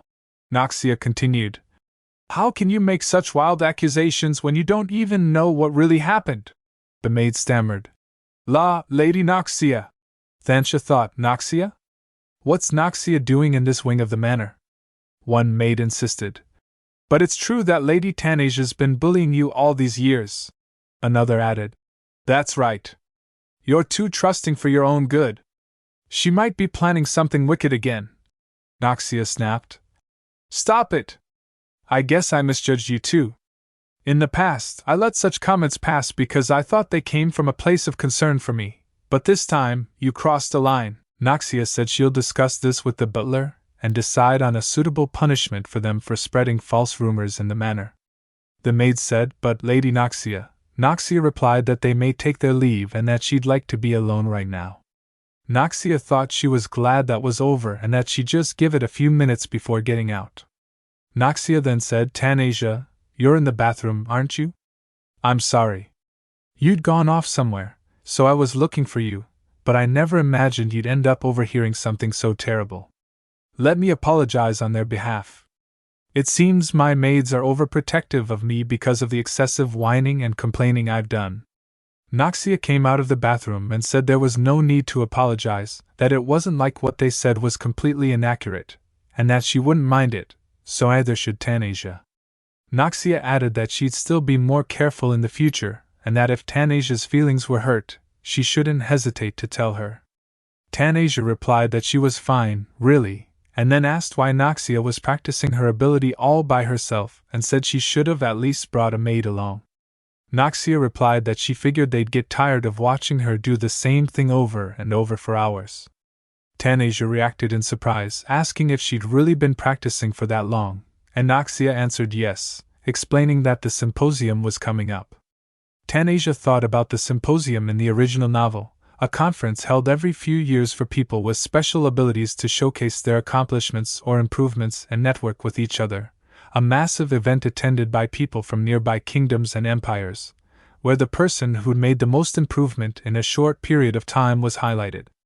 She realized that was why Noxia had been practicing so much, even putting herself at risk of injury. Tanasia said it must be tiring, Noxia, and Noxia asked what she meant. Tanasia explained that having to work hard to stay as good as she was must be exhausting. Noxia replied that she was all right and that it was what she'd always been doing, then hesitantly asked if Tanasia was patting her on the head. Tanasia said yes, because she was proud of all the hard work Noxia was putting in and all the things she'd done for her sake, thanking her for everything. Noxia thought she was so happy, while Tanasia reflected that she hadn't wanted to get too involved in Noxia's life, but she was so sweet and adorable that she couldn't help but care. She then thought about how the symposium was where the storyline further developed in the novel, where Noxia and Rohel, who had initially met in the palace, would run into each other again, and where the secondary male protagonist who would fall in love with Noxia would make his first appearance. She wondered what she should do, questioning whether it was really all right to leave things between Noxia and Rohel as they were, and concluding that it might be best not to meddle anymore. Teacher then said that Tanasia had been so eager to learn magical engineering from him, yet now seemed distracted. Tanasia denied it, saying there was just something she needed to think about, but teacher sharply replied that it was none of his concern and warned her not to embarrass him at the symposium. Confused, Tanasia asked what he meant about the symposium, and teacher said that Martella must not have told her yet, and revealed that he would be a judge at this year's symposium. Tanasia asked if that meant she was attending the symposium as well, and teacher responded of course, asking if she really saw herself as an ordinary person and calling her a prodigy in magical engineering. Tanasia said she hadn't wanted to tell him this because she didn't want him to get a big head, but it had taken her 10 years to decompose a magic stone, while Tanasia had been able to do it just by reading books, making her more than qualified to participate. She then clarified that he wanted her to attend the symposium and showcase her skills, and teacher confirmed it, handing her something. Tanasia realized they were the blueprints of the gun she had designed and said it wasn't complete yet, but teacher replied that it didn't have to be a finished product and that simply showing people she was developing a weapon like that would be enough to amaze everyone. Tanasia questioned whether this had been his plan all along when he accepted her as a student, to reveal her invention to the world, and teacher bluntly asked if she had a problem with that, saying he wanted to show everyone the full potential of magical engineering. Tanasia realized this meant she could also be at the symposium and observe how the situation developed, so she agreed and said she'd try developing the weapon. However, she reflected that a weapon made with magic stones couldn't be used indefinitely, like her light magic bracelet that was only good for 3 uses, and that a gun made with magical engineering would become useless after about 3 shots. She concluded that if she wanted something worth showcasing, those 3 shots needed to be incredibly powerful. Arskan then addressed her, calling her my lady, and asked what she was thinking about so intently, warning that she was about to bump into a column. Tanasia thanked him and said she was off to meet her teacher again, mentioning she was busy with the upcoming symposium and telling Arskan that he should be prepared to attend as well. Surprised, Arskan asked if she wanted him to accompany her, and Tanasia replied that of course he would follow wherever she went. Arskan agreed, and Tanasia remarked that she thought he'd refuse again, but Arskan said he couldn't exactly refuse her orders. Tanasia then said she was off to Varnin's laboratory, and Arskan asked if she'd be home early, mentioning that today was the anniversary of Lady Orland Breloff's death. Tanasia realized that the person Arskan referred to as Lady Orland Breloff was the only woman her father, Orland Breloff, ever loved, and Noxia's and her mother, Charlotte Lee Rosina. She concluded that her father must already be drunk and, having read the original book, knew exactly how Charlotte had died. She asked where her father was right now, while Arskan handled laboratory items and thought about Charlotte, remembering clearly the bright summer day they first met, when a girl asked his name and he recalled that moment with Charlotte, his nanny's daughter, before a maid scolded her for addressing the young master so informally. "Manor," he replied, "I'm Orland. Orland thinks I was only 8 years old, and Charlotte was 5. Back then, we didn't really understand our difference in social status, so we addressed each other formally when adults were around." "Orland," said Charlotte.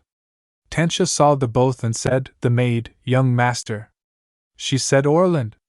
"Orland thinks," and called each other by our first names when we were alone, because we'd been together since we were little.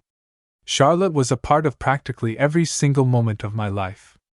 I saw her go from an adorable little kid to a mischievous, adventurous girl, and then grow up even more into a beautiful young woman.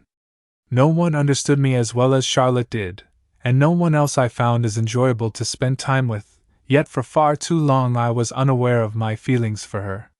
Charlotte said, "I think I'm going to be married soon." Orland said, "What?" Charlotte said, "I'm already at that age.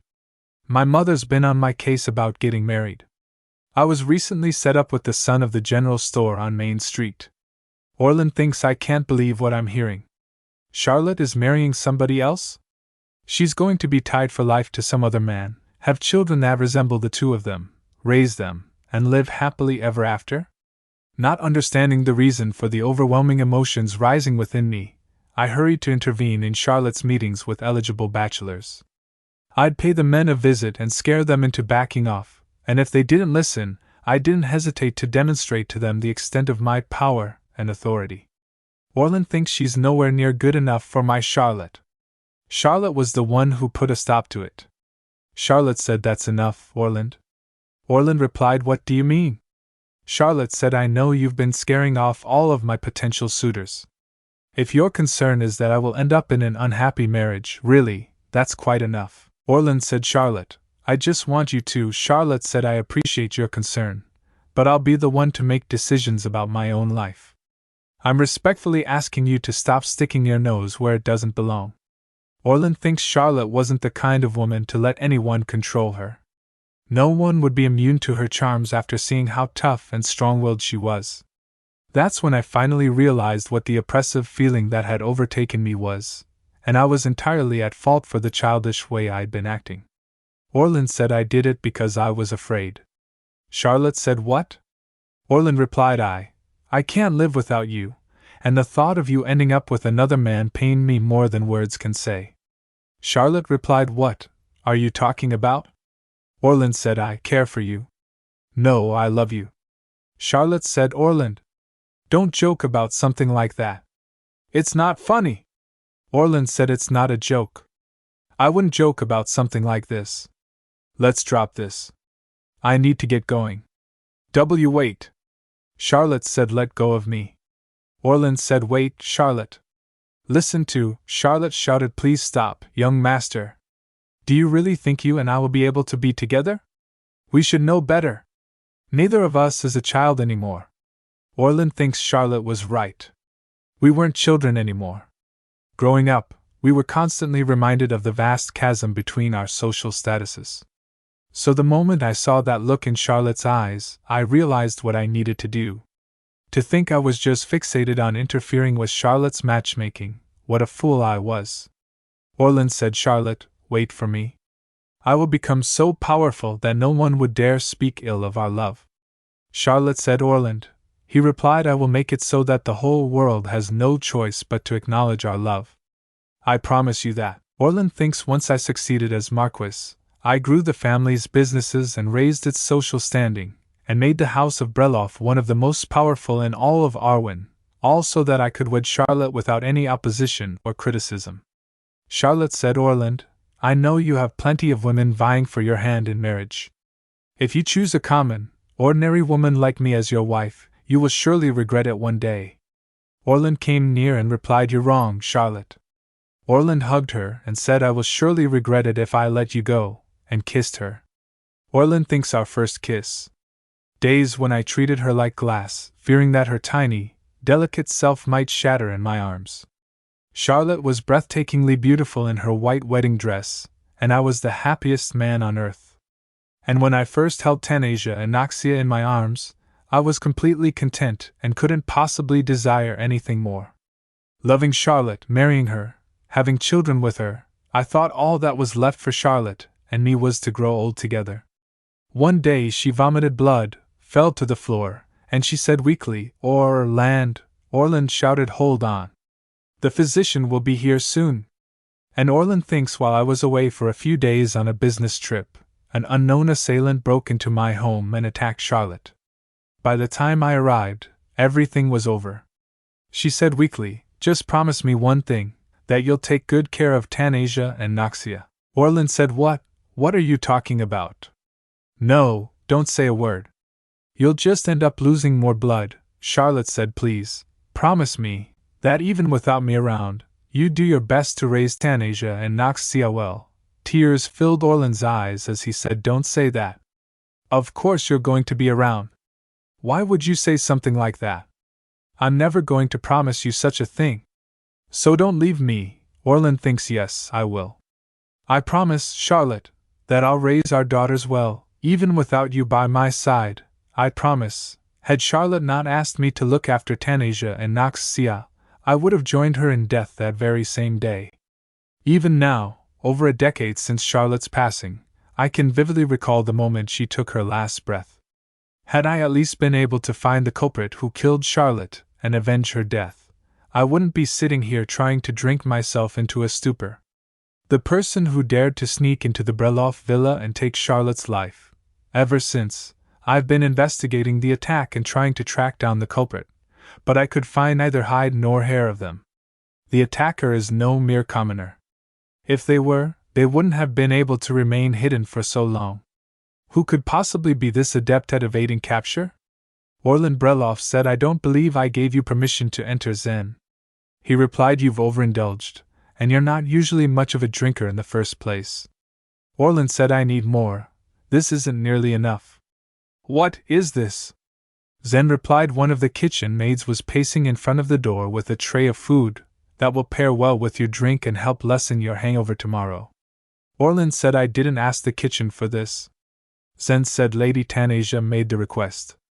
Orlan said, Tanasia? Zen replied, yes, she told the kitchen maids that she was worried you'd get sick drinking so heavily on an empty stomach. I've brought you tea, my lord. Orlan said, what? I didn't ask for tea. Zen said, Lady Tanasia asked that I bring some tea to help alleviate your fatigue. Orlan smiled, haha, and thinks ever since I lost Charlotte, every day has felt like hell on earth. But it seems my daughter's grown up into a fine, considerate young lady while I wasn't paying attention. Orlan said, all I do is worry Tanasia, it seems. Zen thinks Orlan was usually away on business, and Noxia skipped breakfast, since she tended to sleep in. But every year, the whole family ate breakfast together the morning after the anniversary of my mother's death. Noxia and Tanasia said, good morning, father. Orlan replied, good morning, darlings. You're both up early. Both replied, yes, I woke up fairly quickly this morning. Orlan said, let's eat. Tanasia, thank you for sending over the food last night. Tanasia said, oh, I'm glad you enjoyed it. I sent over the tray because I didn't want you to drink so much without eating anything. Orlan replied, I see. Thank you. Tanasia said, why don't I join you next time, father? Orlan said, huh? Join me? Tanasia replied, yes, I'll drink something non-alcoholic, and once I'm of age, we can share a drink. 2 is better than 1, isn't it? Noxia said, isn't liquor bad for your health? I don't want you or father to drink too much of it. Tanasia said, there are times in life when you need a good, stiff drink. You'll understand when you're older. Noxia replied, is that so? Orlan said, Tanasia, you make it sound like you've had your fair share of drinks before. Tanasia thinks, shoot, I spoke without thinking. Orlan said, all right, Tanasia. Let's do that.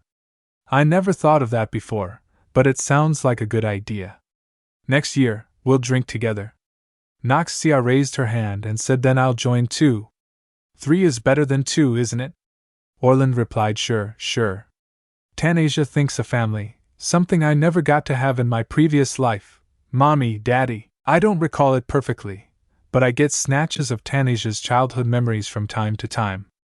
In my past life, I had no family, so those memories feel especially precious to me. After being reborn in this world, survival has been my only goal. But as of today, I have another objective: find the person responsible for the death of my mother, Charlotte. Because the original novel hadn't been concluded when I read it, I have no idea who the culprit is. The fact that the truth behind Charlotte's death had remained a secret in the novel for so long could indicate that it was the work of some immense, nefarious person or group lurking in the shadows. If I'm to survive in this world and catch my mother's killer, the first thing I need to do is build this gun. Ars can handed her a cup of tea and said, have some tea while you work. Tanasia replied, ah, thanks, Arskan, take a look at this.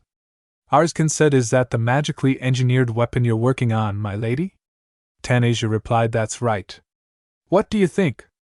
Arskan said, it's quite a unique design. It seems like it'd be easy to use, given its relatively small size, but it makes me wonder if it'd have enough power to be an effective weapon. Tanasia said, you're right. I need to improve its firepower first and foremost. Arskan replied, what property does the weapon possess? She said, fire. It works by spinning a fire magic stone, which reinforces its firepower and triggers a large explosion. Arskan said, in that case, how about adding something that can amplify the fire? Tanasia replied, huh? Amplify it? Arskan said, yes. For instance, a magic stone that possesses the property of wind. Tanasia said, what? Put in another magic stone? She thinks so. Why didn't I think of that? Given the size of the gun, it can only fit a single magic stone. There is a limit to the firepower that can be generated by a firestone of that size, but if I insert a firestone and a windstone, each half the size, I can amplify the gun's firepower through the synergy of both stones. I was so focused on the design of the gun itself that I hadn't considered the possibility of making adjustments to the stone, she said. Arskan. She hugged him and said, thank you. You're a genius. Arskan said, you figured out the solution? Tanasia said, yes. She smiled. With the adjustment, I think the gun will be able to generate the amount of firepower I want. I can finally build it for real. Arskan said, I'm glad to be of help, in any way.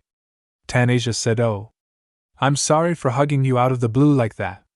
Did I make you uncomfortable? Arskan said, no, I'm all right. Does this mean you won't have to visit that teacher of yours as often anymore? Tanasia said, after I drop off all these reference materials and tell him about my breakthrough, I don't think I'll need to pay him any visits for a while. Arskan said, that's welcome news as well. She thinks, why is that welcome news? She said, can you accompany me to his laboratory this afternoon? I have a lot of stuff to bring with me. Arskan replied, yes, my lady. Tanasia said, Arskan? This way. Arskan replied, slow down. You might trip and fall. Tanasia smiled happily and said, teacher. The teacher said, what brings you here at this hour? Tanasia replied, I finally found a solution. The teacher replied, a solution? Tanasia replied, yes, a way to boost the gun's firepower. I think we'll be able to increase it dramatically by refining and installing a firestone and a windstone. The teacher looked and said, oh. And this is how you propose the stones be refined? Tanasia replied, that's right. The teacher said, it's worth a try. Excellent work. I'd expect nothing less from my star student. The teacher then encouraged Arskan, patting his head, and said, and who would this be? Arskan nodded his head. Tanasia said, oh, this is my page. I brought him with me since I had a lot to carry. Arskan said, where should I put these books, Lady Tanasia? Tanasia said, can you put them in that empty bookshelf? Arskan replied, yes, my lady. The teacher said, anyway, now it's time to actually construct it. Tanasia said, yes, that's why I hurried over. There's a specific metal I had in mind for the gun, and I wanted to get your advice on it. The teacher said, really? Which metal are you thinking of using? Tanasia replied, I was thinking, and trailed off. The teacher said, Tanasia? She replied, yes. The teacher whispered in her ear, that page of yours, he's been glaring daggers at me since earlier. Whisper, it's terrifying. Have you been starving him or something? Tanasia said, of course not. I'm very nice to him. Tanasia thinks, Arskan, maybe he finds the laboratory unsettling? The teacher said, then I'll contact you as soon as the parts are finished. She replied, all right, I'll be in touch as well. Tanasia said, how did you find my teacher's laboratory, Arskan? It's smaller than you expected, isn't it? Arskan replied, it was certainly not a fitting place for a lady like yourself. It was cramped and messy. Tanasia said, really? I don't care about that, though. In fact, the disorder sort of relaxes me in a way. Arskan replied, is that so? You're surprisingly easygoing. Tanasia said, it seems like the laboratory wasn't really to your liking, though. Arskan replied, me? Tanasia said, am I wrong? You seemed upset while we were there. Don't worry, I won't make you come with me next time. I just needed your help carrying those heavy books. Arskan said, Oh, had I not accompanied you today, you would have been alone with that man, no? Tanasia said, Huh? I suppose so, yes, Arskan said. This teacher of yours? Who is he to you, my lady? Are you possibly harboring romantic feelings towards him? Tanasia replied, What? Don't be ridiculous. Arskan said, The two of you seemed awfully close. He cavalierly tried to stroke your hair, approached you to whisper in your ear, and your eyes sparkled while you were talking to him. Tanasia said, Arskan, do you even know how old my teacher is? Arskan replied he appeared to be at least over 50 years old. She replied, And you know how old I am? Arskan said, Yes, my lady. You're the same age as I am. Tanasia said, Yet you're asking whether I harbor romantic feelings towards him? While I don't believe age should be a barrier to love, I'd personally prefer to see someone closer to my age. I respect him as a teacher and an expert in the field of magical engineering, but that's all. What on earth made you think that? Had my teacher heard this, he'd have laughed his head off. Arskan said he was standing entirely too close to you, my lady, and you didn't seem to mind his proximity either. Tanasia said we were just having a conversation. What does that have to do with your dislike of his laboratory? Arskan said, What does that have to do with your dislike of his laboratory? Tanasia replied, And?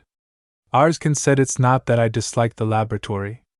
Rather, upon seeing you on such friendly terms with another person, this happened. Tanasia thinks his finger turned to steel. Arskan said, There was a moment when I felt my control over my abilities slipping, and my finger has been like this since we were at the laboratory. She thinks, my goodness, he became emotional because my teacher and I seem to be close. I know how dedicated Arskan has been to his duties as my page, but I never imagined he'd be so overprotective. And not being able to control his ability, that's dangerous. If Arskan were ever to lose his temper, it could endanger not just me but others as well. Tanasia said, I see, all right.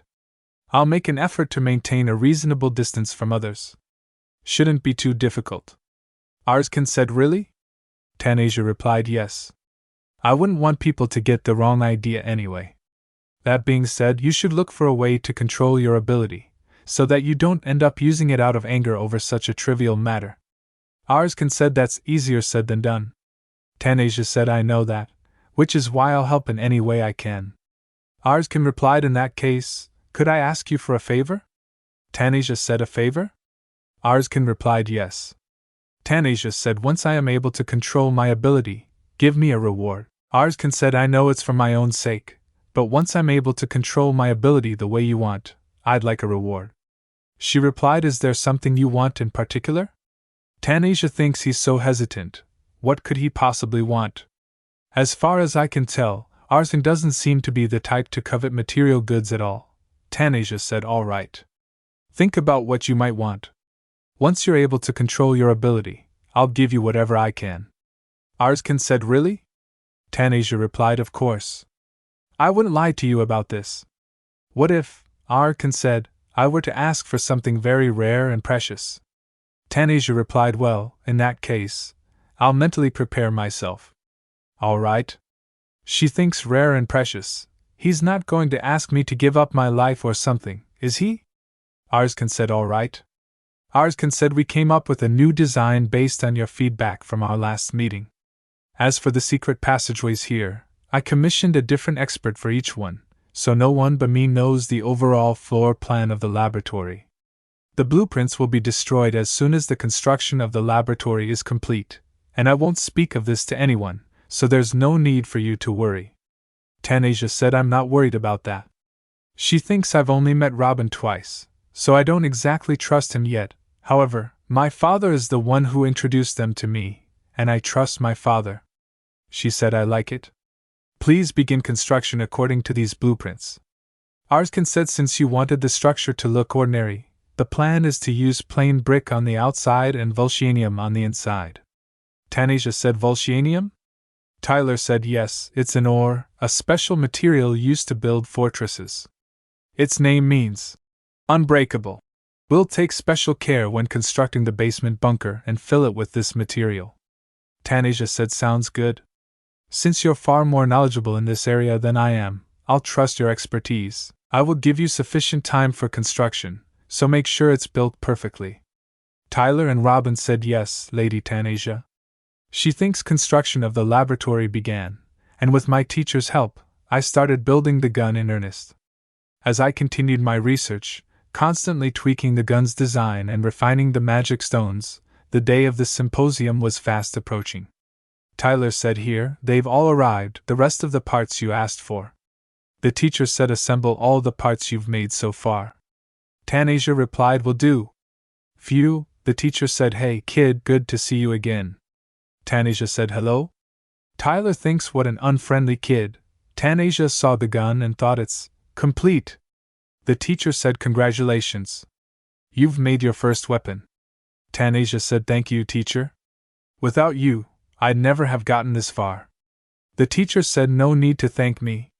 Tanasia replied, now all that's left is to see it in action. The teacher said, I cleared a lot for you before you came. I made sure no one would pass by the area, so let's go test that thing out. Tanasia thinks, now that I'm here, I feel nervous about actually firing it. What if it misfires? Arskan said, let me do it, my lady. Tanasia replied, huh? You want to fire it? Arskan said, yes. This is the very first test. Since it might backfire and injure you, I think it'd be a better idea for me to try firing it first. Tanasia replied, but Arskan stepped closer and whispered in her ear, my body is special, remember? Don't worry.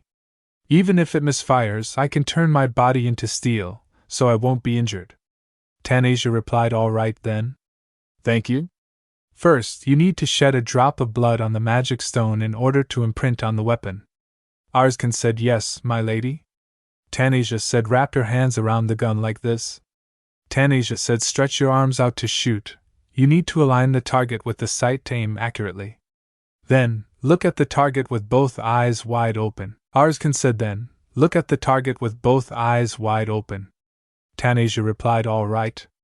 Arskan aimed at the target, holding the gun in his hand, and fired, resulting in a powerful explosion and a shot. The teacher said, ha, ha, ha. I knew it. This will surely blow everyone away at the symposium. Tanasia said, Arskan, are you all right? Arskan replied, don't worry, my lady, there are no problems with the weapon. Tanasia said, I'm not talking about the weapon. I mean you. You're not hurt, are you? Arskan said, no, I'm fine. The recoil was stronger than I expected, so I was just a bit surprised. Tanasia said, are you sure? We'd better check to see if you're injured anywhere. The teacher shouted, wonderful, Tanasia. Excellent work. I'm so proud of you. And the teacher hugged Tanasia, then pushed back and said, let's go, Arskan. The teacher said, wait, what was that? Oh, come on. You're just going to leave me hanging? Tanasia replied, I'm not a child. Were you expecting me to leap into your arms and jump for joy? The teacher said, humph. Arskan said, my lady? Why did you do that? Tanasia replied, do what? Arskan said, it seemed like you were avoiding your teacher just now. She replied, because I'm trying not to act overly friendly with other people. You said you didn't like that. Arskan said, oh, Arskan thinks so, that's what she was worried about. Tanasia said, Arskan, how are your wrists and arms? Are you feeling any pain? Arskan said, I'm completely fine. I didn't even need to transform my body into steel. But I must say, I was rather surprised by the weapon you made, my lady. She replied, huh? Why? I didn't think something so small would be so powerful. And it occurred to me, just how amazing you are. You've been working so hard, staying up all those nights and skipping meals. Now I see it was all for the purpose of creating such a remarkable weapon. Frankly, I admire your dedication. Tanasia said, really? Arskan replied, yes. She thinks Arskan isn't the type to say things he doesn't mean. It's a nice feeling, being complimented by him like this. Tanasia said, let's eat something when we get home. Maybe it's because all the tension has left me, but I'm starving. Arskan replied, yes, my lady. On the other side, Noxia said, congratulations, Tanasia. This means you can now attend the symposium with me, right? Tanasia replied, yes, that's right. We're in different fields, though, so we'll be apart more often than together. Orland said, I'm excited to hear both of you will be taking part in the symposium. You're already doing great, so don't worry about how you might place. Just enjoy yourselves. Tanasia said, don't worry, father. I'm happy just to be participating. Tanasia thinks besides, I'm not attending this symposium to make a name for myself. I just want to see for myself how the story is progressing. Orland said, Martella told me you created a new magically engineered weapon. Tanasia replied, you've already heard. Yes, I'm planning to showcase it at the symposium. Orland said, then I can see it for myself there, since I plan on attending. She replied, what? Orland said, didn't I mention it before? The House of Breloff is a sponsor of the symposium. As the largest donor to the symposium every year, I'm given the privilege of attending as a spectator. Tanasia said, then how come you've never attended before? Orland replied, although it is my right as a donor, it's ultimately a means of leveraging my power and authority. But with both of you attending, I don't want to miss this year's event. When else will I get to see both of you showcase your skills? Orland thinks Naxia does not know this, but, in the original novel, Orland was more dedicated to his role as a husband than as a father. He was preoccupied with finding Charlotte's killer. Although he did love his daughters, in the book he wasn't able to pay them any attention. Seeing him change this way, I don't dislike it. In fact, I love it. In my past life, I had no family, so I didn't know what it'd be like for my parents to take an interest in my studies. But now, I think I have an inkling of how it might feel. Tanasia said, hearing that you'll be in the audience is getting me even more fired up. She thinks it feels like I'm being cared for. Naxia said, me too. I'll work even harder to make you proud, father. Orland replied, just have fun.